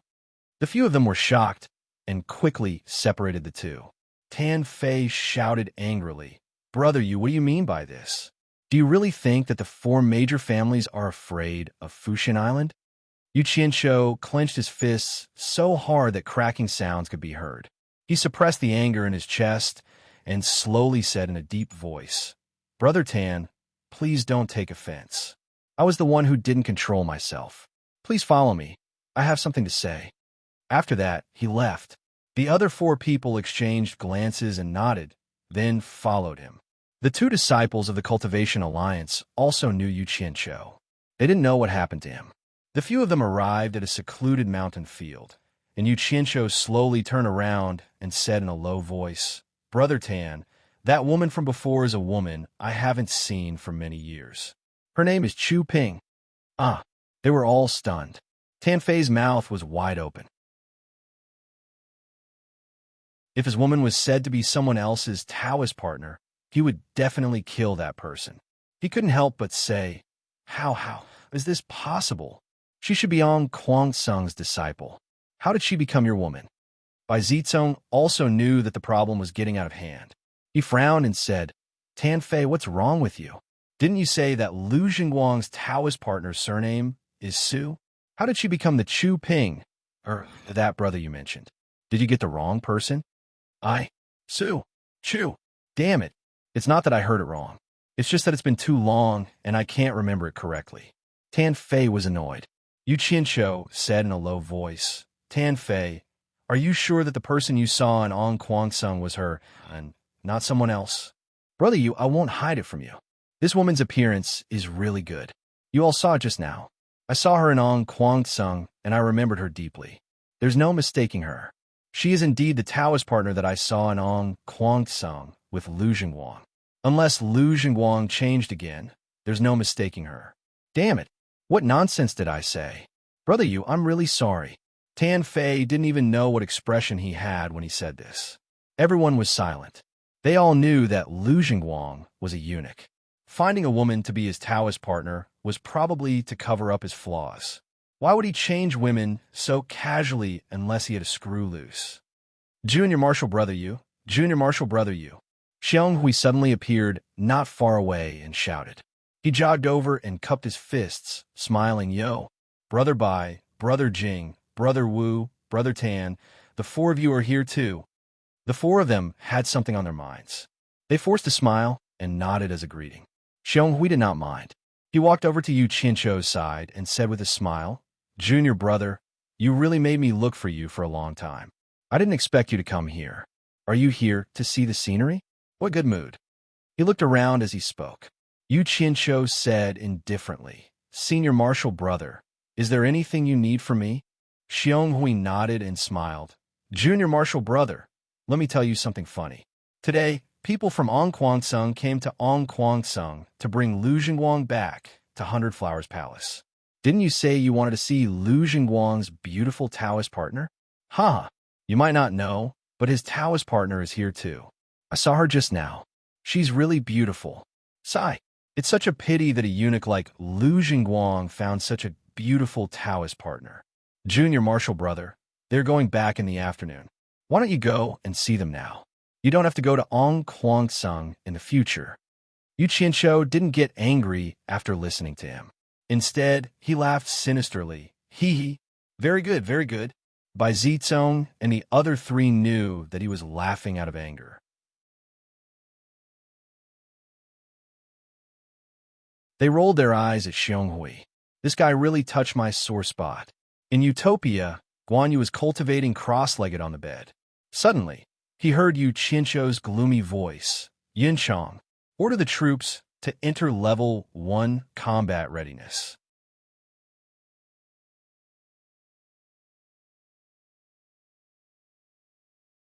Chapter 170. Guan Yu abruptly opened his eyes and nodded heavily. Then, he got off the bed and opened the door.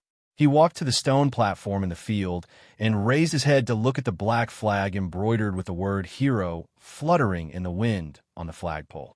He felt a surge of excitement. He thought, this is the first time boss gave an order. It seems like it's time to test the combat ability of this team. He took out a golden horn from his storage bag and blew it hard. Senior brother, you should go back first. We have something private to talk about. Yu Qianshou said expressionlessly. Xionghui was stunned. He looked at them and realized that everyone's expression was not normal. Something must have happened. He nodded and said, it's okay.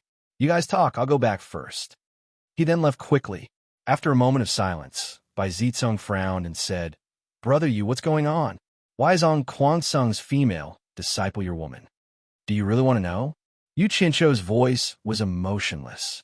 Bai Zizong thought for a while and said, Brother Yu, if you really treat us as brothers, why don't you tell us? Perhaps the four of us can be of some help.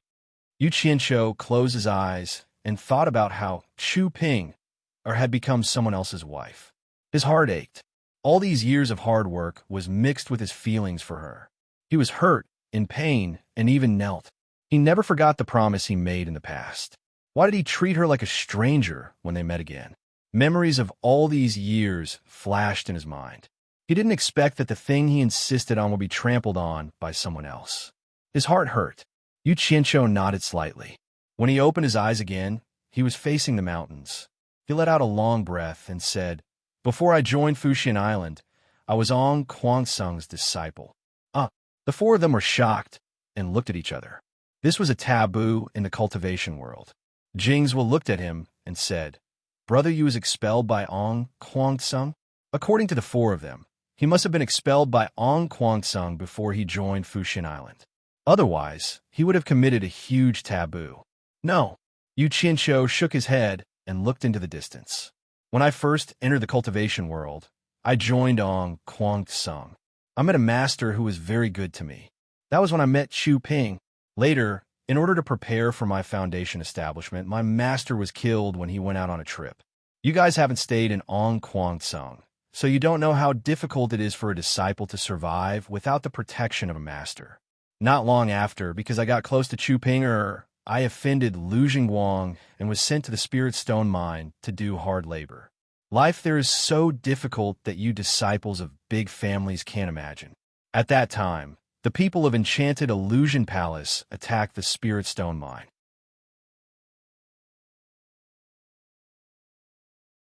In order to escape, Ong Kwangsung's elder Lu Wanwan used his disciples as a shield. I was one of them. He grabbed me by the neck and threw me out. Yu Qianshou paused and turned back to look at them. Fortunately, I was lucky and didn't die. At that time, I thought that since my life was so worthless in Ong Kwangsung, I might as well leave. So I took this opportunity to escape. Later on, I met Chu Ping again in the 100 Flowers house in the 100 Flowers Valley. The two of us made a promise to each other that we wouldn't part until we met again in a few years. It was also at this time that I personally castrated Lu Jingguang. The four were stunned. Tan Fei was stunned. You castrated Lu Jingguang? Yu Qianshou nodded. That's right. Since I see you four as my brothers, there's no need to hide it from you. I can swear to God that I haven't mentioned this to anyone except the four of you. His story was half true and half false, and he even modified a little. In the end, the four of them became somewhat excited. For Yu Qianqiu to be able to reveal such a secretive matter and even swear an oath, it was clearly true. Bai Zitsong exhaled and said, "So that's how it is." What happened after that? After that, maybe my luck changed. It was also the same day that I was introduced to supporting Xian Island. I was lucky enough to be accepted as the only disciple of supporting Xian Island's Alchemy Pavilion's principal elder. Thus, I focused on cultivation. When I stepped into the 100 Flowers Valley again, I met you four by chance. You all know what happened after that. Principal elder of supporting Xian Island's Alchemy Pavilion? Could it be the pill addict Senior Guan in the cultivation world? Wu Liqing asked. Yu Qianqiu cupped his hands in the direction of supporting Xian Island. That's my master. Jingzwen nodded. That's not bad. I was just wondering how Brother Yu was able to reach the core formation stage in less than 10 years. So it was because of Senior Guan's medicinal pills. The four clans naturally knew the Guan clan's status in supporting Xian Island. No wonder Yu Qianqiu dared to hit someone in public. He was also so rich. It turned out that he was a direct descendant of the Guan clan. The four of them secretly thought that it wasn't a waste to make this friend. Maybe he could help them smoothly inherit the position of the clan leader. Bai Zitsong sighed. No wonder Brother Yu was so excited when he saw Chu Ping. It seems like she let you down. But why would she become Dao companions with the eunuch? I'm afraid there's something she had to do. I think, Brother, you shouldn't be too anxious. Let's investigate this matter first. There's something we won't hide from Brother Yu. The four of us are the first successors of the four clans. Why don't we use the four clans' power to help you investigate this matter? The other three nodded in agreement. This is returning a favor. I've already guessed that the four of you are important in the four clans. Otherwise, how can a normal descendant live such a leisurely life in the 100 Flowers Valley? I also can't play with you all day long. Yu Qianqiu shook his head. No need. I want to ask this personally. But there's something I need to trouble the four of you with. The four of them looked at each other. Bai Zitsong nodded. Brother Yu, you don't have to be so courteous. From today onwards, we're brothers. If there's anything we can help with, just let us know. Yu Qianqiu didn't stand on ceremony. He took out a small porcelain bottle from his middle finger and dripped a drop of blood into it. Then, he pretended to cast a spell. After closing the bottle, he passed it to Bai Zitsong. Isn't On Kwang Tsung bringing Lu Jingwang back? I believe it's not just one or two people. I need to go back and deploy some forces to prevent any accidents. I'll have to trouble the four of you to help me keep an eye on him. Once we're out of the 100 Flowers Valley, Brother Bai can open this bottle. I'll know where you guys are. Bai Zitsong took the bottle and nodded happily. We'll go watch the city gate now. Don't worry. After saying that, the four of them left together. Yu Qianqiu returned to the Cultivation Alliance with a gloomy face. He went to his room and disappeared after closing the door. In Utopia's military camp, 3 companies of people in black clothes and masks were ready to go. On the stone platform, Yu Qianqiu suddenly appeared. Guan Yu shouted, "Salute!" Swoosh! The hundreds of people below the platform clenched their right fists and placed them on their left chests. They lowered their heads slightly. Their movements were very orderly. Yu Qianqiu's gaze swept across the small silver medallion on everyone's chests. There was a serial number on it, and when it was forged, he had added a little of his own blood into it, allowing him to easily grasp everyone's location. After a while, Yu Qianqiu nodded. Guan Yu shouted again, "End of ceremony."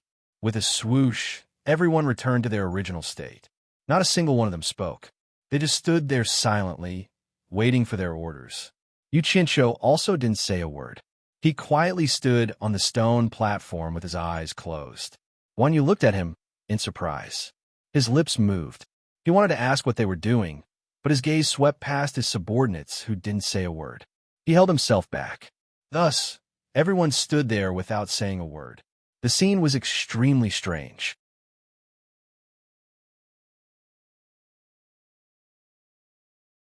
Chapter 171. At the exit of the 100 Flowers Valley, Bai Zitsong and the other 3 found a table by the window in a tea house and sat down. The 4 of them chatted and drank tea while waiting. After more than 4 hours, Tan Fei suddenly put down the teacup in his hand and gestured to the window with his lips. The four of them casually turned their heads to look. A group of people wearing Kwang-sung clothes passed by the window and walked toward the city gate. At the front were 6 old men walking side by side, followed by a man and a woman. The man's face was gloomy, and there were scars on his face for being beaten. The woman was extraordinarily beautiful, and there was no expression on her face. Her figure was even more curvaceous. The man and woman were Lu Jingguang and Chu Ping. The 10 people behind them were old and young. Jings was stuck out his tongue and laughed softly. This Kwang-sung seems to be afraid of Yu Qianqiu. He actually needs so many people to escort him back. Bai Zitsung shook his head. It's not that Yu Qianqiu scared them. Kwang-sung knows that Lu Jingguang fought with the disciples of Fu Xian Island and is afraid that they will take revenge. That's why he sent so many people to escort him back. Otherwise, a core formation cultivator like Yu Qianqiu wouldn't make them do this. Jings will laughed. The dignified Fu Xian Island shouldn't be so narrow-minded, right? They are really gauging the heart of a gentleman with their own mean measure. TSK. Other than that Lu Jingguang and Chu Ping, I can't see through the cultivation of the others. Obviously, they're at least in the middle stage of core formation. The 6 elders in front are probably in the nascent soul stage. Tan Fei said. Wu Liqing frowned. What is Yu Qianqiu trying to do? With such a lineup, I'm afraid it won't be so easy to negotiate. Jings was smiled and said, I didn't expect the 4 of us to do something like stalking someone. Yu Qianqiu has quite a reputation. That goes without saying. He didn't even give face to the number 1 demonic sect, 10,000 demons, Qiu Yuan. Don't you think that's a big deal? Bai Zitsung said slowly. Don't say any more. They are about to leave the city. Let's follow them. Tan Fei suddenly said. They glanced at each other and immediately got up to pay the bill and left the tea house. When they left the 100 Flowers Valley, they saw that Kwang-sung and the others had already flown far away on a flying instrument. Bai Zitsung opened the lid of the porcelain bottle in his hand and nodded at the 3 of them. The 4 of them rode on their swords and chased after them at a moderate distance. In Utopia, Yu Qianqiu immediately felt the location of his blood essence moving quickly. He raised his eyebrows and opened his eyes abruptly. He said, Yin Chang, get ready. I'll go out and take a look.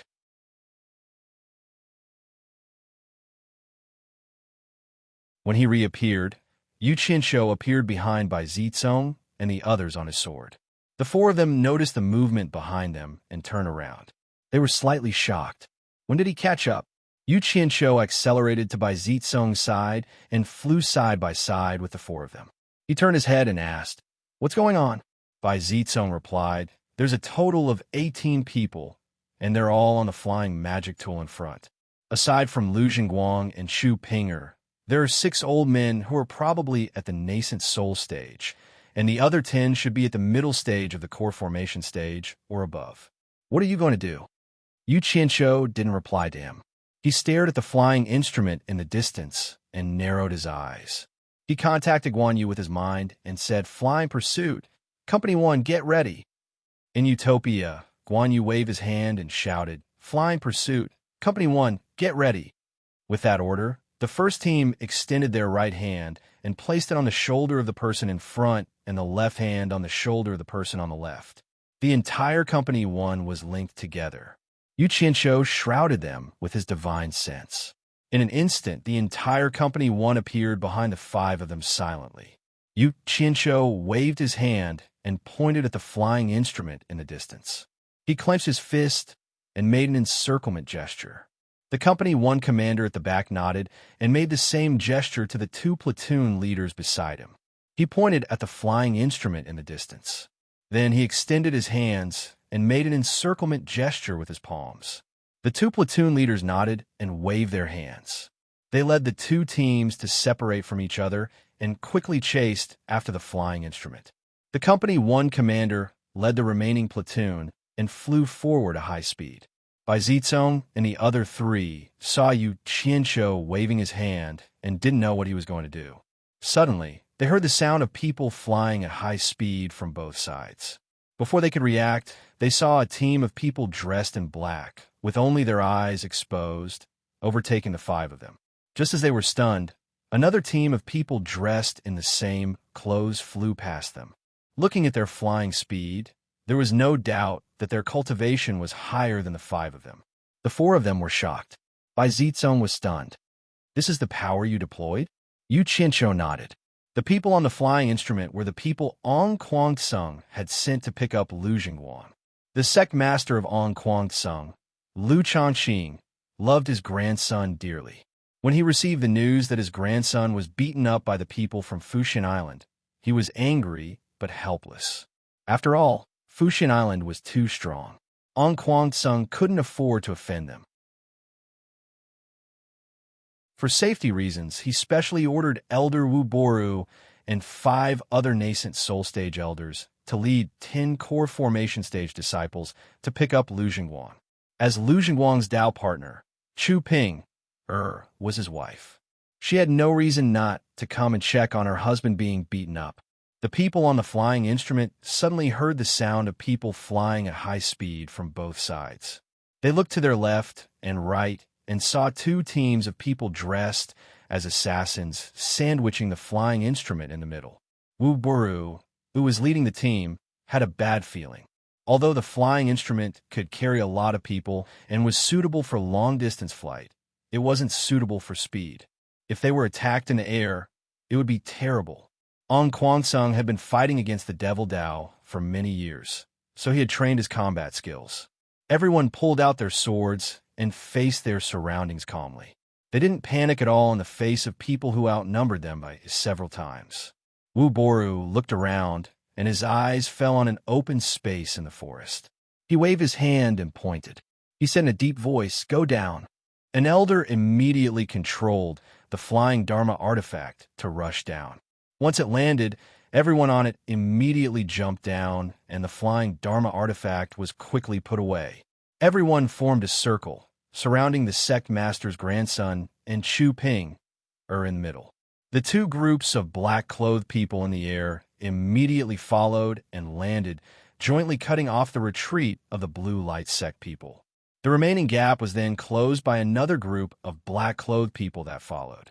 At this point, Ong Kwangsung's people were surrounded. Wu Baoru looked around and was secretly shocked. Among the black-clothed men, there were many whose cultivation levels even he couldn't see through. Furthermore, there were quite a few who were at the late core formation stage. If a fight broke out, his side would have no chance of survival. After calming down, Wu Boru immediately saw that the company commander was the leader of this group. He cupped his hands and said, "Who are you? Don't know why you've trapped my disciple, Ong Kwangsung, halfway? Could it be that I, Ong Kwangsung, have offended you?" The company commander, who only revealed his 2 eyes, looked at him coldly.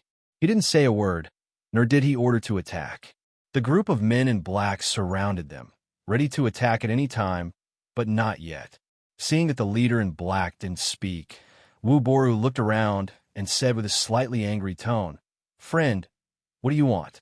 If there's nothing else, please let us go." "Ha!" A laugh was heard.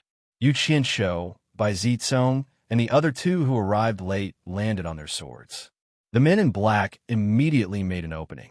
After the 5 of them entered, they immediately surrounded them again.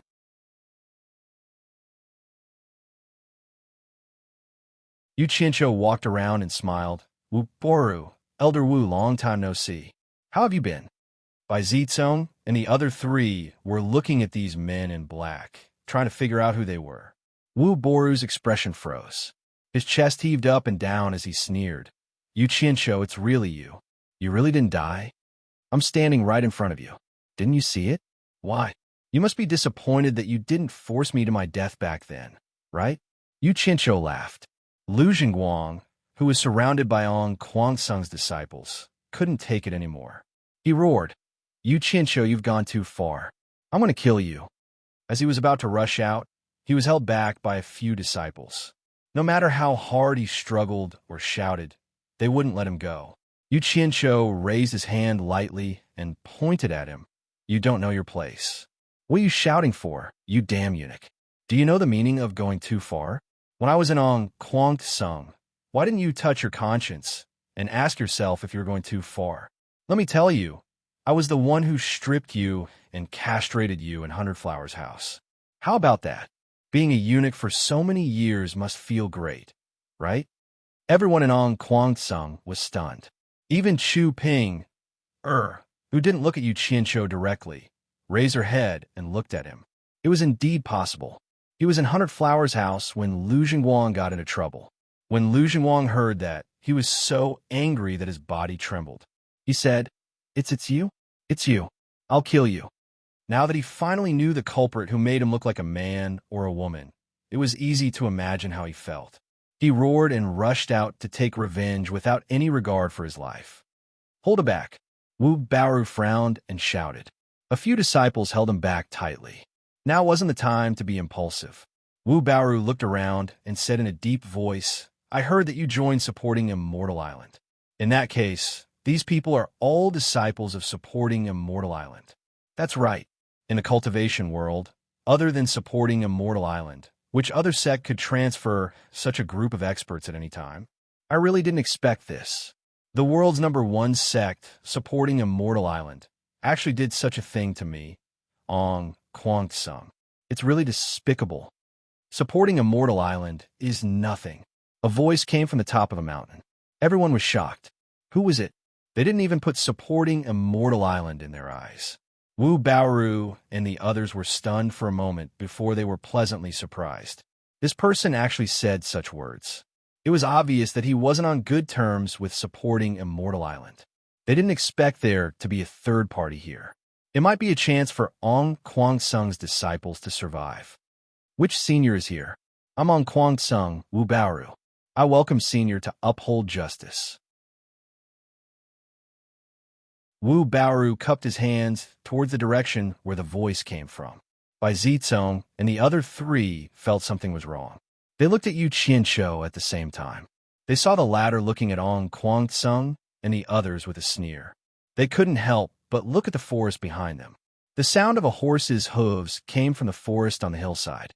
A silhouette, riding on a horse, was faintly seen walking down from the trees. A burly middle-aged man wearing a green robe and a green hat could be seen on his head. He had 3 strands of long beard on his face. His face was flushed and a pair of phoenix eyes looked imposing. He was riding his horse slowly towards the crowd. The mount he was sitting on was even more eye-catching. It had bright red fur, and its eyes shone with a demonic light. Especially its body, it was more than twice the size of a tall horse. Its chest and limbs were full of bulging muscles, making it look like a divine and extraordinary steed. Everyone had never seen such a big horse.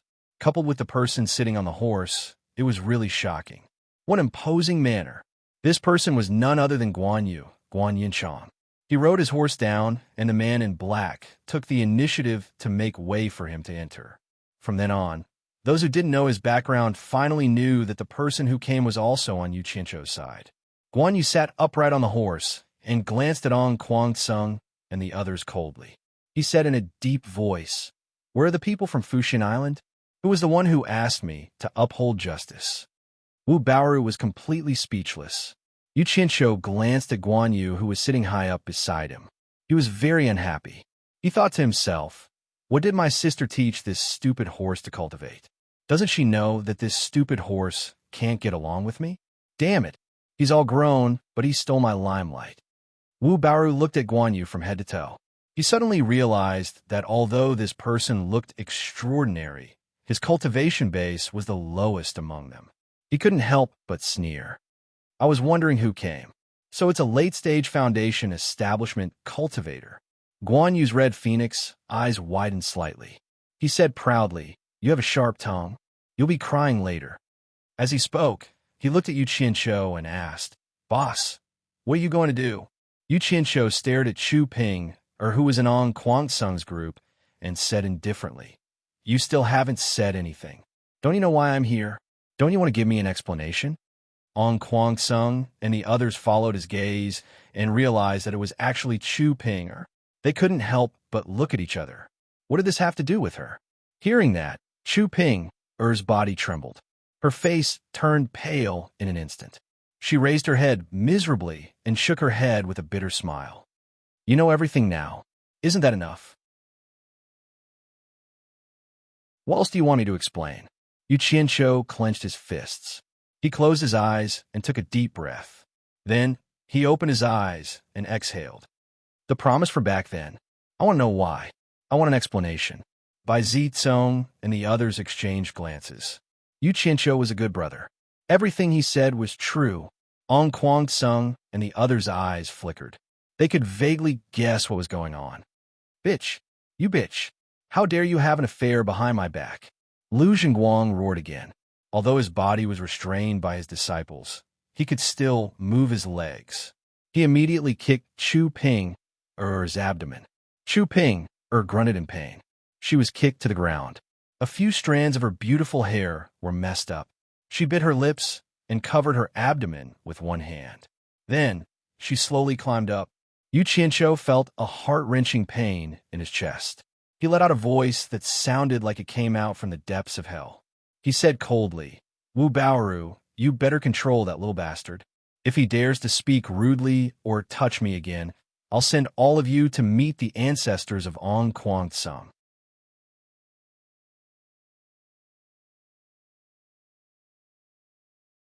Chapter 172. Wu Baoru's expression changed unpredictably when he was reprimanded in front of everyone. It alternated between white and red. He was obviously angry. However, the situation was stronger than the person. With a single order from the other party, he could really annihilate all of them. After hesitating for a while, he turned around and walked towards the restless Lu Zhenguang. It seemed that he really wanted to stop him. Martial Ancestor Wu, ask them to let go of me. Ask them to let go of me. I want to kill this adulterous couple. I want to kill this adulterous couple. Lu Zhenguang roared incessantly. Chu Ping stood not far away. Her eyes were filled with tears, but her silver teeth were still stubbornly biting down on her red lips. Traces of blood had already seeped out. Yu Qianqiu's expression also became increasingly gloomy. He narrowed his eyes at Lu Zhenguang, and his chilling intent was self-evident. Zhenguang, shut up, Wu Baoru shouted. His figure suddenly flashed, and he quickly rushed to Chu Ping's side. His left hand grabbed her neck, and the long sword in his right hand was also placed on the neck of his left hand. It looked like he was going to slice Chu Ping's head off her neck. Chu Ping immediately felt that it was difficult to breathe. Her pretty face was slightly raised from being pinched. Finally, two sad tears rolled down from the corners of her eyes and dripped down her cheeks. Perhaps it was because she knew that she was about to die. Although her head was raised, she couldn't help but look at Yu Qianqiu with a pair of mournful eyes that were filled with deep regret. Anyone who saw that miserable pretty face would feel heartache. However, Yu Qianqiu was unbelievably calm, as if Chu Ping's life and death had nothing to do with him. He slowly raised his hand, rubbed his nose, and stared at Wu Baoru. He asked emotionlessly, Wu Baoru, what do you mean by this? Are you trying to use her to threaten me? Wu Baoru used both his hands to control Chu Ping's life. He turned around and placed her in front of him. He looked at Yu Qianqiu and laughed evilly. Little brat, this old man has eaten more salt than you have eaten rice. Don't play this trick in front of this old man. Since you're here for this girl, don't act like you don't care. Hurry up and tell them to get out of the way. Letting us go is the right way. Maybe if I'm happy, I'll let this girl go. When Lu Zhenguang heard this, he was unhappy and immediately shouted, Grandmaster Wu, you can't let this bitch go. Kill this slut for me. Shut up. Wu Baoru turned around and shouted fiercely.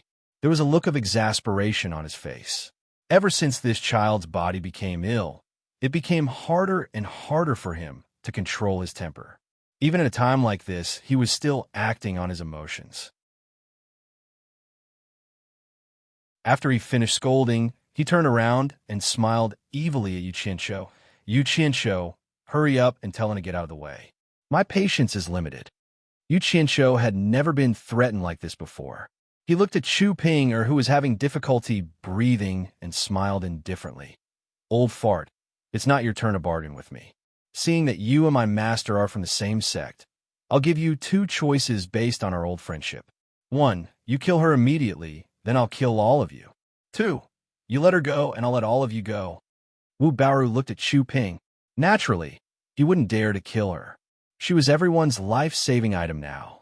After pondering for a moment, he shouted, I could choose the second option, but your words have no proof. How can we believe you? Yu Qianqiu saw that Xu Ping, Er's face was already turning green. The muscles on his face twitched.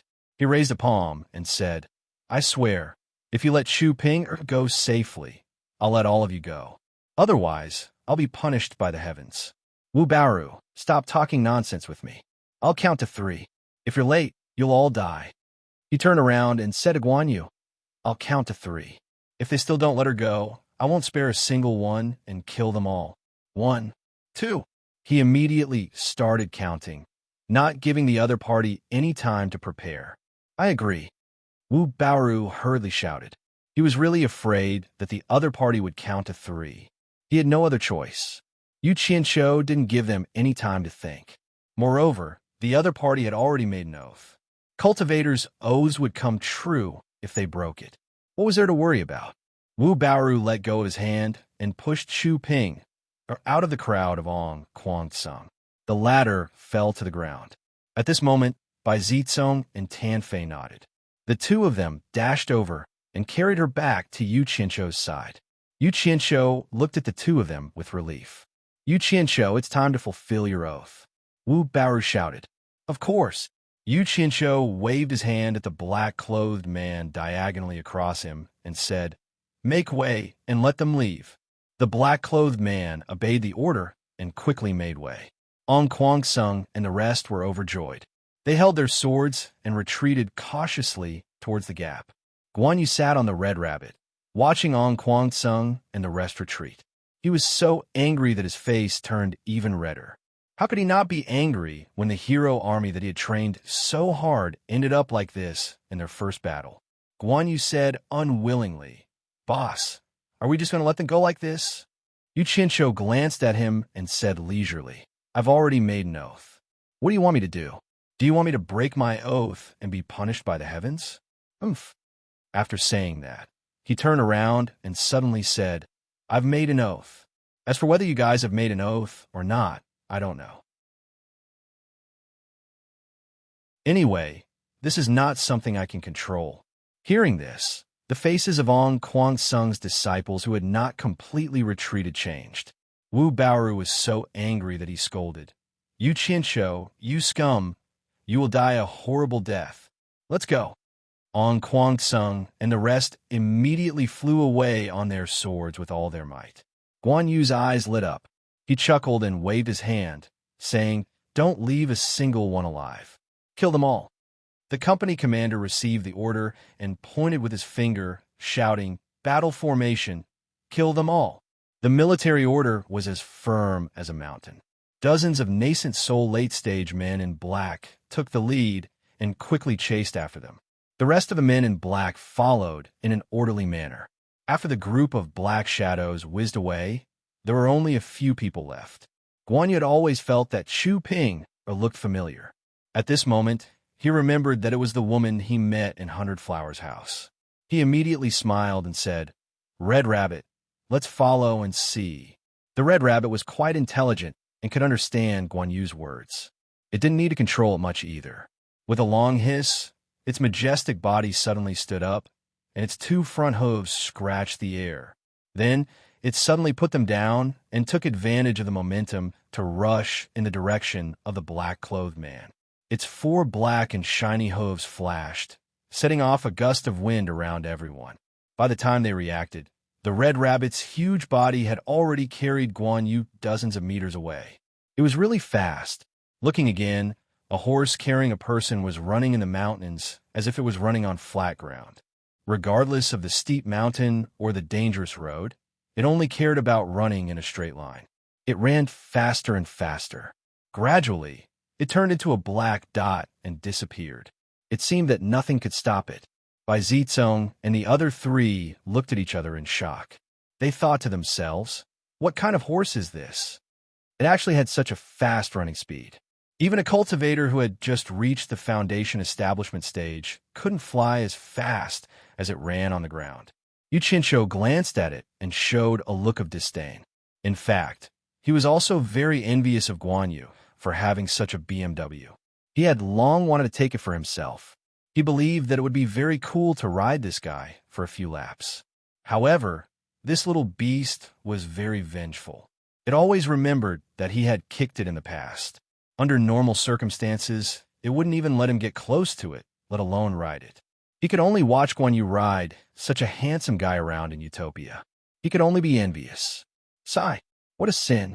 Looking at Chu Ping at the side, the crystal-clear tears on her pretty face kept sliding down her cheeks. However, she bit her lips hard to not cry out. Her lips were already bright red, obviously biting very hard. The big footprint left by Lu Jingguang on the abdomen of her pure white clothes was still very obvious. Yu Qinshu opened his mouth a few times, wanting to say something, but he didn't. He really didn't know what to say at the moment. In the end, he couldn't take it anymore. He exhaled and said, "The four of you help me look after it. I'll go take a look." When the four of them nodded, the long sword was unsheathed and bounced up, drawing an arc in the air, carrying him quickly. Although he could disappear for a short while, the man on the sword and the woman on the ground were both inexplicably sad and in pain. They could only fly quickly in the air, letting the strong wind continue to blow and tear their faces.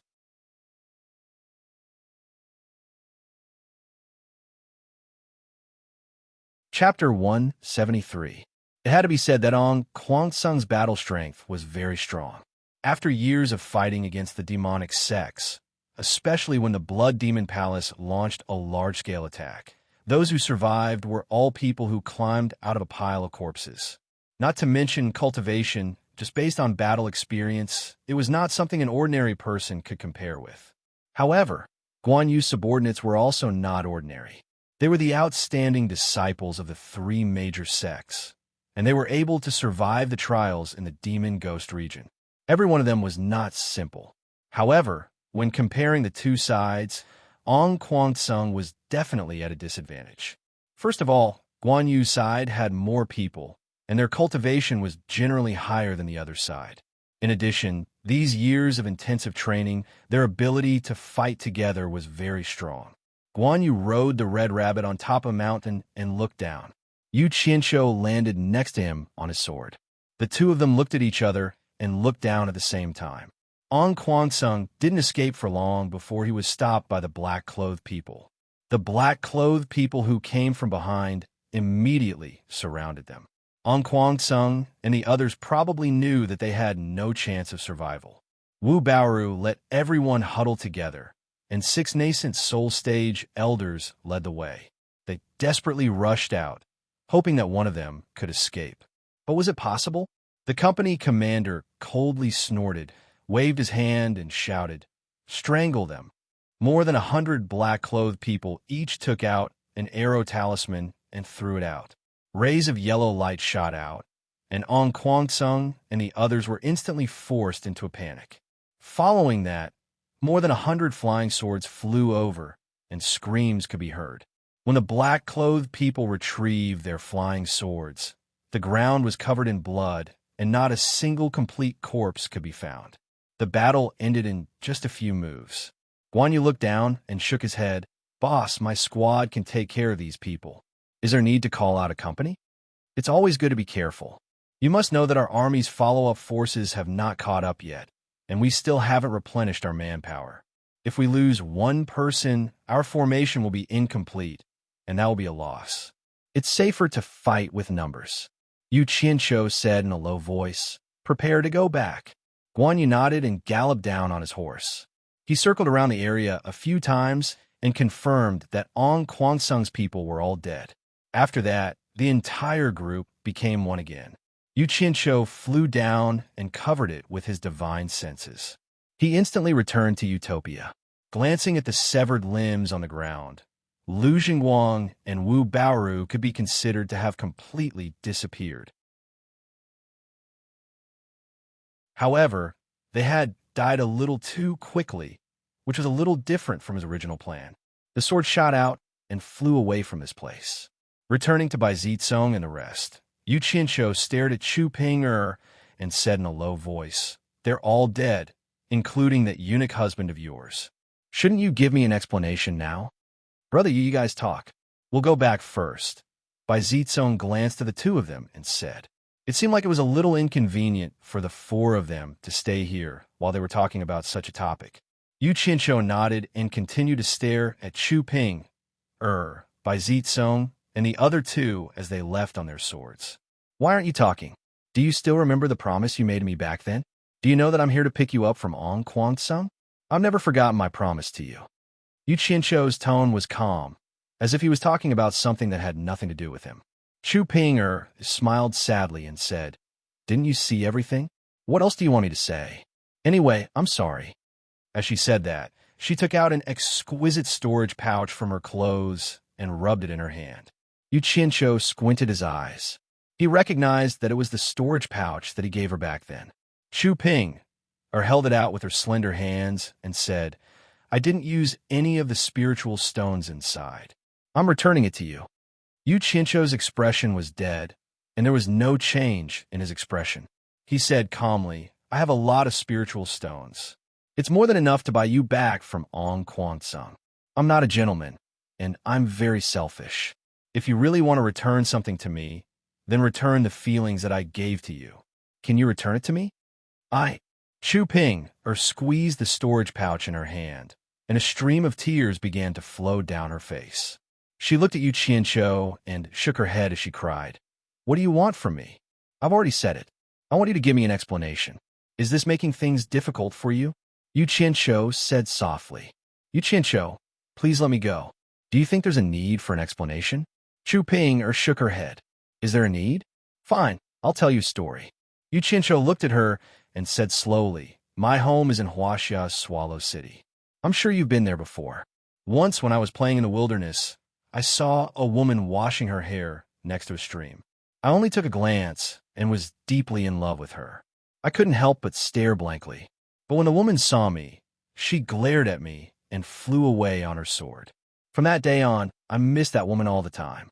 I finally knew that the legendary celestial beings were real. So, I searched everywhere for the path of cultivation, not for anything else, but to see her again. Hard work pays off. Later, I joined Ong Kwangsung. Coincidentally, the woman of my dreams was also Ong Kwangsung's disciple. The way the two of them met was really funny. I accidentally saw the female disciple bathing. I think you should know who I'm talking about now, right? Swallow City, Swallow City.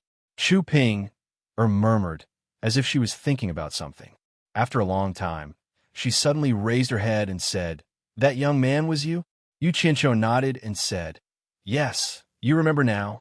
From the first day I joined the cultivation world until now, it can be said that everything I did was for you. Can I get an explanation from you after I've sacrificed so much?"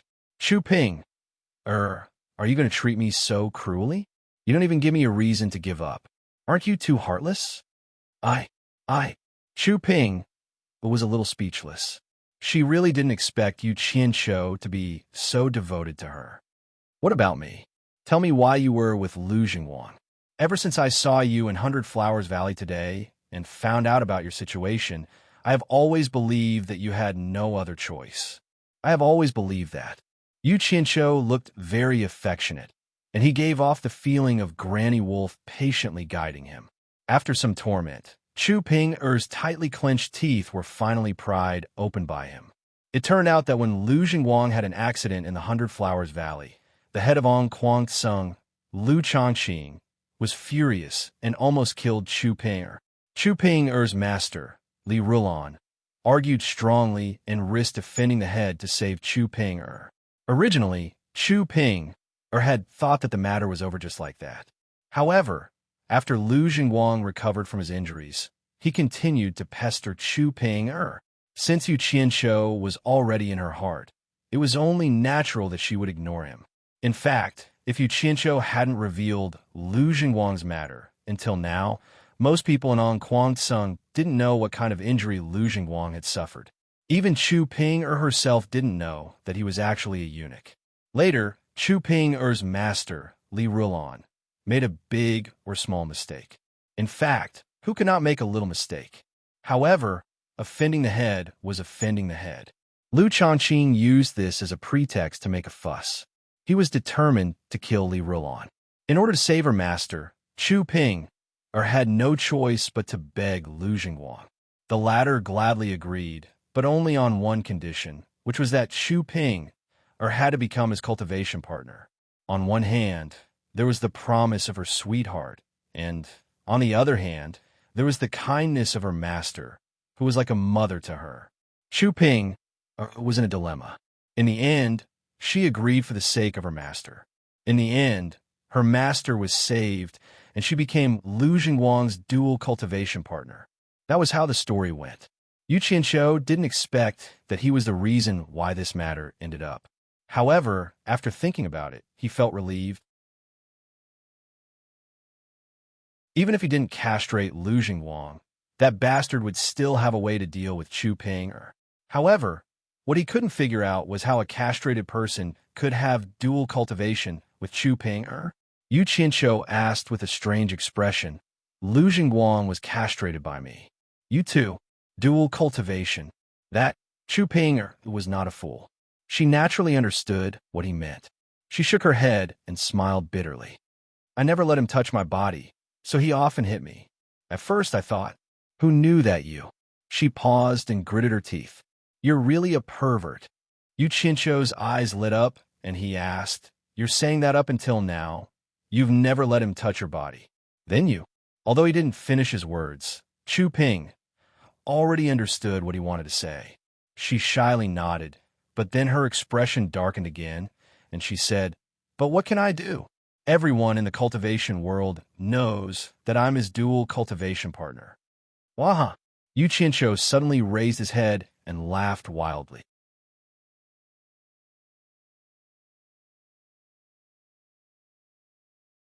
Chapter 174. Yu Qianqiu was very pleased with himself. Not just a little pleased, but extremely pleased with himself. Fortunately, he didn't like that bastard Lu Jingguang back then, so he took the initiative to castrate him. Otherwise, he would have suffered a huge loss. He really had great foresight. Just think about it. Which man would be able to hold himself back from having such a beautiful woman by his side? Only that silly girl, Chu Ping, would be so confident and think that she could protect herself.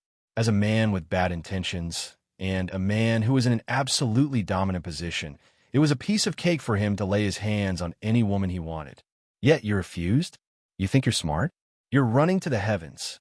It's only a matter of time before I get you into bed. And there are thousands of ways to deal with you. Putting himself in her shoes, he didn't believe that if you put a good cabbage in a pigsty, there would be a pig that wouldn't go for it. Of course, Yu Qianqiu had already admitted countless times in his previous life and this life that he wasn't a good person. Otherwise, he wouldn't have used his own yardstick to measure other people's heart and killed Lu Jingguang so early. But now, he was deeply rejoicing that his actions back then were simply too wise. Chu Ping looked at him with complicated feelings, and tears rolled down her cheeks. Seeing him laughing so crazily, she thought that he was laughing out of extreme anger, laughing at her for not being able to stand her ground. In this era, a woman's reputation in this aspect, whether it was in the secular world or the cultivation world, could not be tarnished. Men could have multiple wives and concubines, but women couldn't. Once they married someone, they would belong to that person for the rest of their lives. In fact, ever since Chu Ping agreed to be Lu Jingguang's Dao companion, she no longer had any expectations for the future. She guarded her body with all her might, and silently stood by Yu Qianqiu in her heart. All of this was just a dream of a woman who had fallen in love with someone. Although she knew that her dream would never come true, this dream was really beautiful. It was the motivation for her to live on. The more Chu Ping thought about it, the sadder she became. She cried out loud. Today, her dream was finally shattered by Yu Qianqiu's laughter. She didn't expect that her dream would be so fragile in front of Yu Qianqiu. Her heart, which had long been broken into pieces, was once again shattered. Where should he go from now on?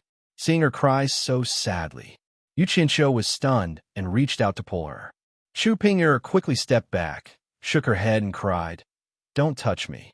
You know everything now. Are you satisfied now? Can you let me go now?" Let you go. If you don't go with me, where do you want to go?" Yu Qianqiu said in surprise.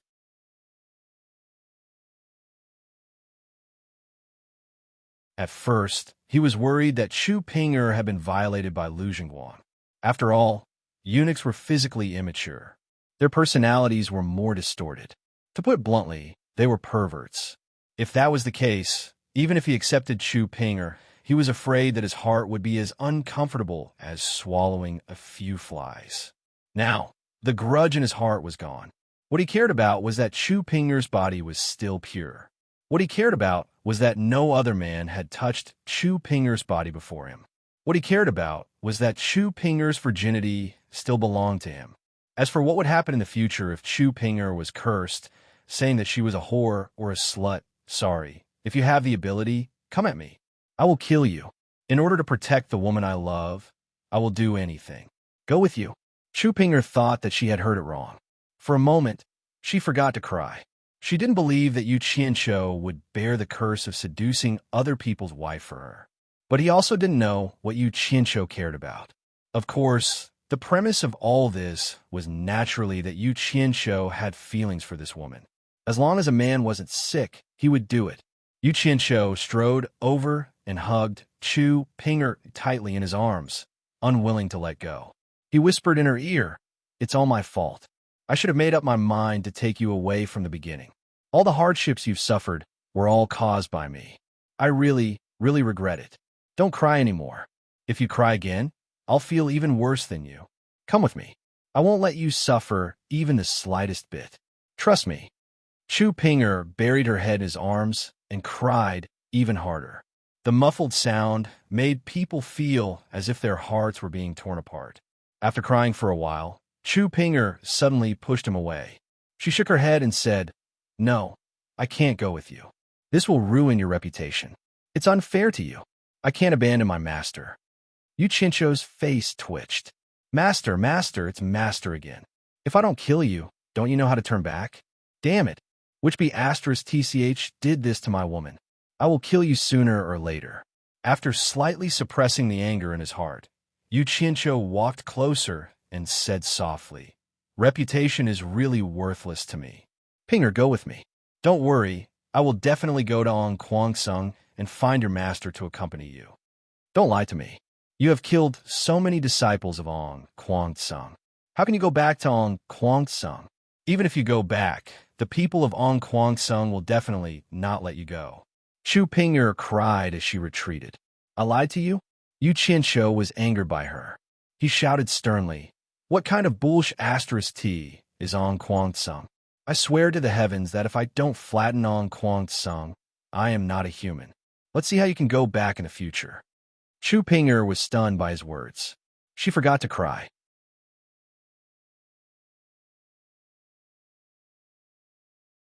Can a cultivator's oath be casually made? What are you looking at? Other than coming with me today, you can't go anywhere else. Yu Qianqiu's face was filled with anger. He walked over and hugged her. The two of them immediately disappeared without a trace.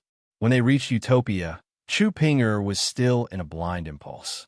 She did not notice that the scene around her had changed. She struggled desperately in Yu Qianqiu's arms. In a fit of anger, the latter carried her and teleported to a lake. He threw Chu Ping'er into the lake and shouted, "I will wake you up." Chu Ping'er immediately flopped around in the water. Although she was not in a deep position, she was still drowned by the sudden fall. When she regained her footing, she quickly walked towards the shore. Yu Qianqiu stood on a large stone platform by the shore with a gloomy expression. He was indeed angered by her. Suddenly, his expression froze. After Chu Ping'er's white dress was wet, the moment she walked out of the water, it immediately wrapped around her beautiful figure. Yu Qianqiu only felt a surge of heat rising from his abdomen. An irrepressible urge appeared in his mind. He felt that there was an evil fire that needed to be vented. He immediately leaped over, opened his arms, and hugged Chu Pinger in his embrace.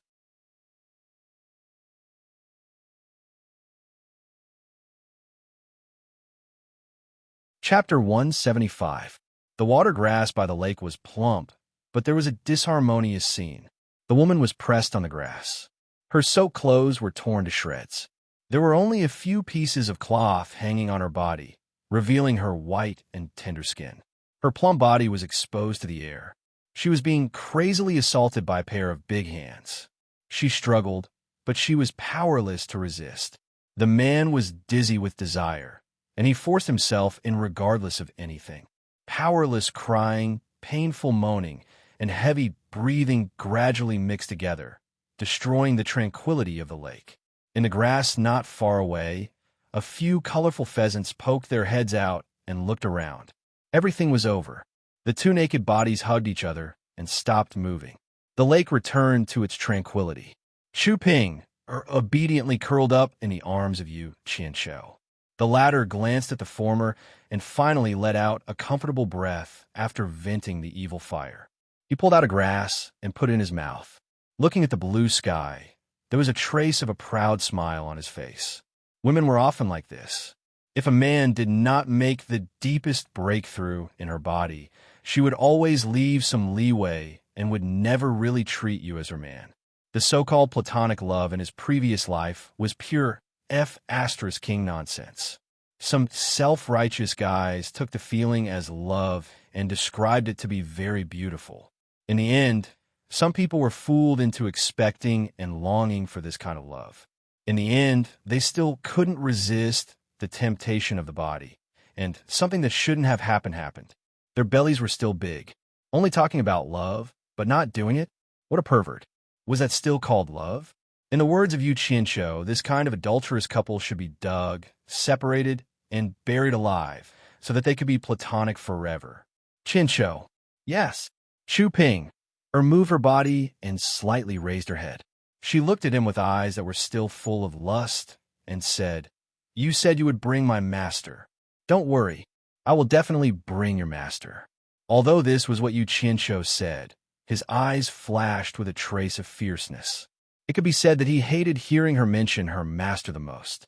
He thought to himself, "Pinger, whether your master is dead or alive, I will bring him to you." After saying that, Yu Qianshou pushed her away, picked up his clothes, and put them on.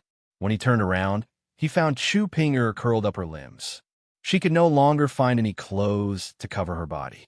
Her plump and fair body was exposed to the air, and it was indeed very attractive. Yu Qianshou picked up the two storage bags not far away. One was the one he gave her, and the other was also hers. He believed that the clothes she wanted to change and it should be inside. After giving it to her, Chu Pinger quickly took out a set of clothes and put them on. Then, she gently leaned on Yu Qianshou. Yu Qianshou did not stay in Utopia for too long. He returned to his room in the Cultivation Alliance. As soon as he left the room, he met his senior brother from supporting Immortal Island, who told him that Elder Quan was looking for him. After meeting Elder Quan Deming asked about what had happened between him and the people from the demonic Dao in Hundred Flowers House. Yu Qianshou told him about what had happened in the demon region. Quan Deming naturally understood and did not ask much. Then, he met Cheng Gongqing, who had come to look for him. The two of them had done many transactions in private and were old friends. Cheng Gongqing acted as the host and found tavern. The two of them did not talk about anything serious before leaving. The shopkeeper recognized him at a glance. Last time, when Yu Qianshou came, he saw that he was very familiar with Bai Zicong and the others. He knew that he was Bai Zicong's friend, and so he led him to the courtyard behind the shop. Yu Qianshou saw that he was very familiar with Bai Zicong and the others. In the end, the four of them were gathered there waiting for him. The four of them were shocked by the strength that Yu Qianshou had casually displayed. They thought that it was a secret force from supporting Immortal Island. In the end, the guy on the horse said, "What is supporting Immortal Island?" and changed their minds. There was actually a force that did not take supporting Immortal Island seriously. In that case, the force that was displayed this time was definitely not all. The four of them were even more shocked. To put it bluntly, the existence of such a powerful force with unknown background could completely threaten the safety of the four families. As the successors of the four families, it was impossible for the four of them not to be concerned about this. They all wanted to understand a thing or two from Yu Qianqiu. To Yu Qianqiu, it was naturally intentional to reveal a bit of his strength in front of the four of them. The five of them sat around a table and were served fragrant tea. Bai Zicong smiled and asked, "Is everything settled?" "Damn it. Fortunately, I castrated that bastard in advance. Otherwise, I would have suffered a great loss." Yu Qianqiu snorted. The few of them understood what he meant. He was telling them that Chu Ping was still pure. Bai Zicong frowned and said, "Brother Yu, have you considered the consequences of this? If others knew about this, I'm afraid that Brother Yu would be condemned by everyone and supporting Immortal Island's reputation would be tarnished. And An Kuang Sung would definitely not let you off." To them, no matter what happened in the past, stealing someone else's wife was still a little hard to accept. Yu Qianqiu sneered and said, "I'll chop off whoever dares to point at me. No matter how important supporting Immortal Island's reputation is, it can't stop me from finding a woman." As for An Kuang Sung, it's already good enough that I didn't look for him. If they dare to look for trouble with me, then they must be tired of living. Moreover, if the four of you don't say anything about this, who else would know? The four of them were stunned. Yu Qianqiu pointed at them, and it felt like he was warning them not to speak about what happened today. Otherwise, if the few of them knew about it, how could they talk about it? "Brother Yu, who are those men in black? Why didn't we four families know that there's such a force in the cultivation world?" Bai Zicong asked casually. Yu Qianqiu smiled and said, "Do you mean the entire cultivation world or the cultivation world of the Xia Empire? If it's the entire cultivation world, I believe there are many things that you four families don't know about. For example, how much do you know about the Phantom region?" Tan Fei was stunned and said, "The cultivation world that we're talking about is naturally the cultivation world of the Xia Empire. Could it be, Brother Yu, are you saying that those men in black don't belong to the cultivation world of the Xia Empire?" "I didn't say that. You said it yourself." Yu Qianqiu joked and took a sip of the fragrant tea in his hand. He shook his head and said, "Forget it. You don't have to ask about this. There won't be any harm to your families. It's not that I don't want to tell you, but it's for your own good. Knowing too much about some things isn't good for the four families." Seeing that he was being so mysterious, the four of them didn't ask anymore and changed the topic. Bai Zicong smiled and said, "The four of us have been out for a while. We're going back today. I wonder if Brother Yu is interested in visiting the four families?" Yu Qianqiu put down the teacup in his hand and scratched his head and said, "I want to go, but I don't know if I can leave. I have to ask for permission." "All right, what do the four families do for fun?" "Fun?" Bai Zicong pouted at Wu Liqing and said, "The Wu clan's auction business is famous in the entire cultivation world. Recently, the Wu clan will be holding their biggest auction in 5 years. At that time, there will definitely be a lot of rare items appearing. I wonder if Brother Yu is interested in taking a look? Cultivation World's auction? I haven't seen that before. I really want to go." Yu Qianqiu was excited. He then shook his head and said, "Sigh, I don't know if our Elder Guan will let me go. If that's the case, why don't the four of us accompany you to the Cultivation Alliance to ask for permission? I believe your Fuxian Island will give us some face. What do you think, Brother Yu?" Bai Zicong smiled. "That's great. Let's go now." Yu Qianqiu stood up and said happily. The four of them laughed and stood up. For the four of them, for the sake of their clans, rather than worrying about the black-robed man's threat, it was better to be friends with him. Yu Qianqiu was a very good link, and this was also the reason why Bai Zicong had warmly invited them. You're tuning into the Romance Rendezvous YouTube channel. We're so grateful for your support, and don't forget to subscribe to join us on this incredible journey through captivating stories. Your generosity through donations truly makes a world of difference, as it's the primary source of revenue that allows me to expand and enhance this channel for you. Thank you from the bottom of my heart for being a part of this adventure.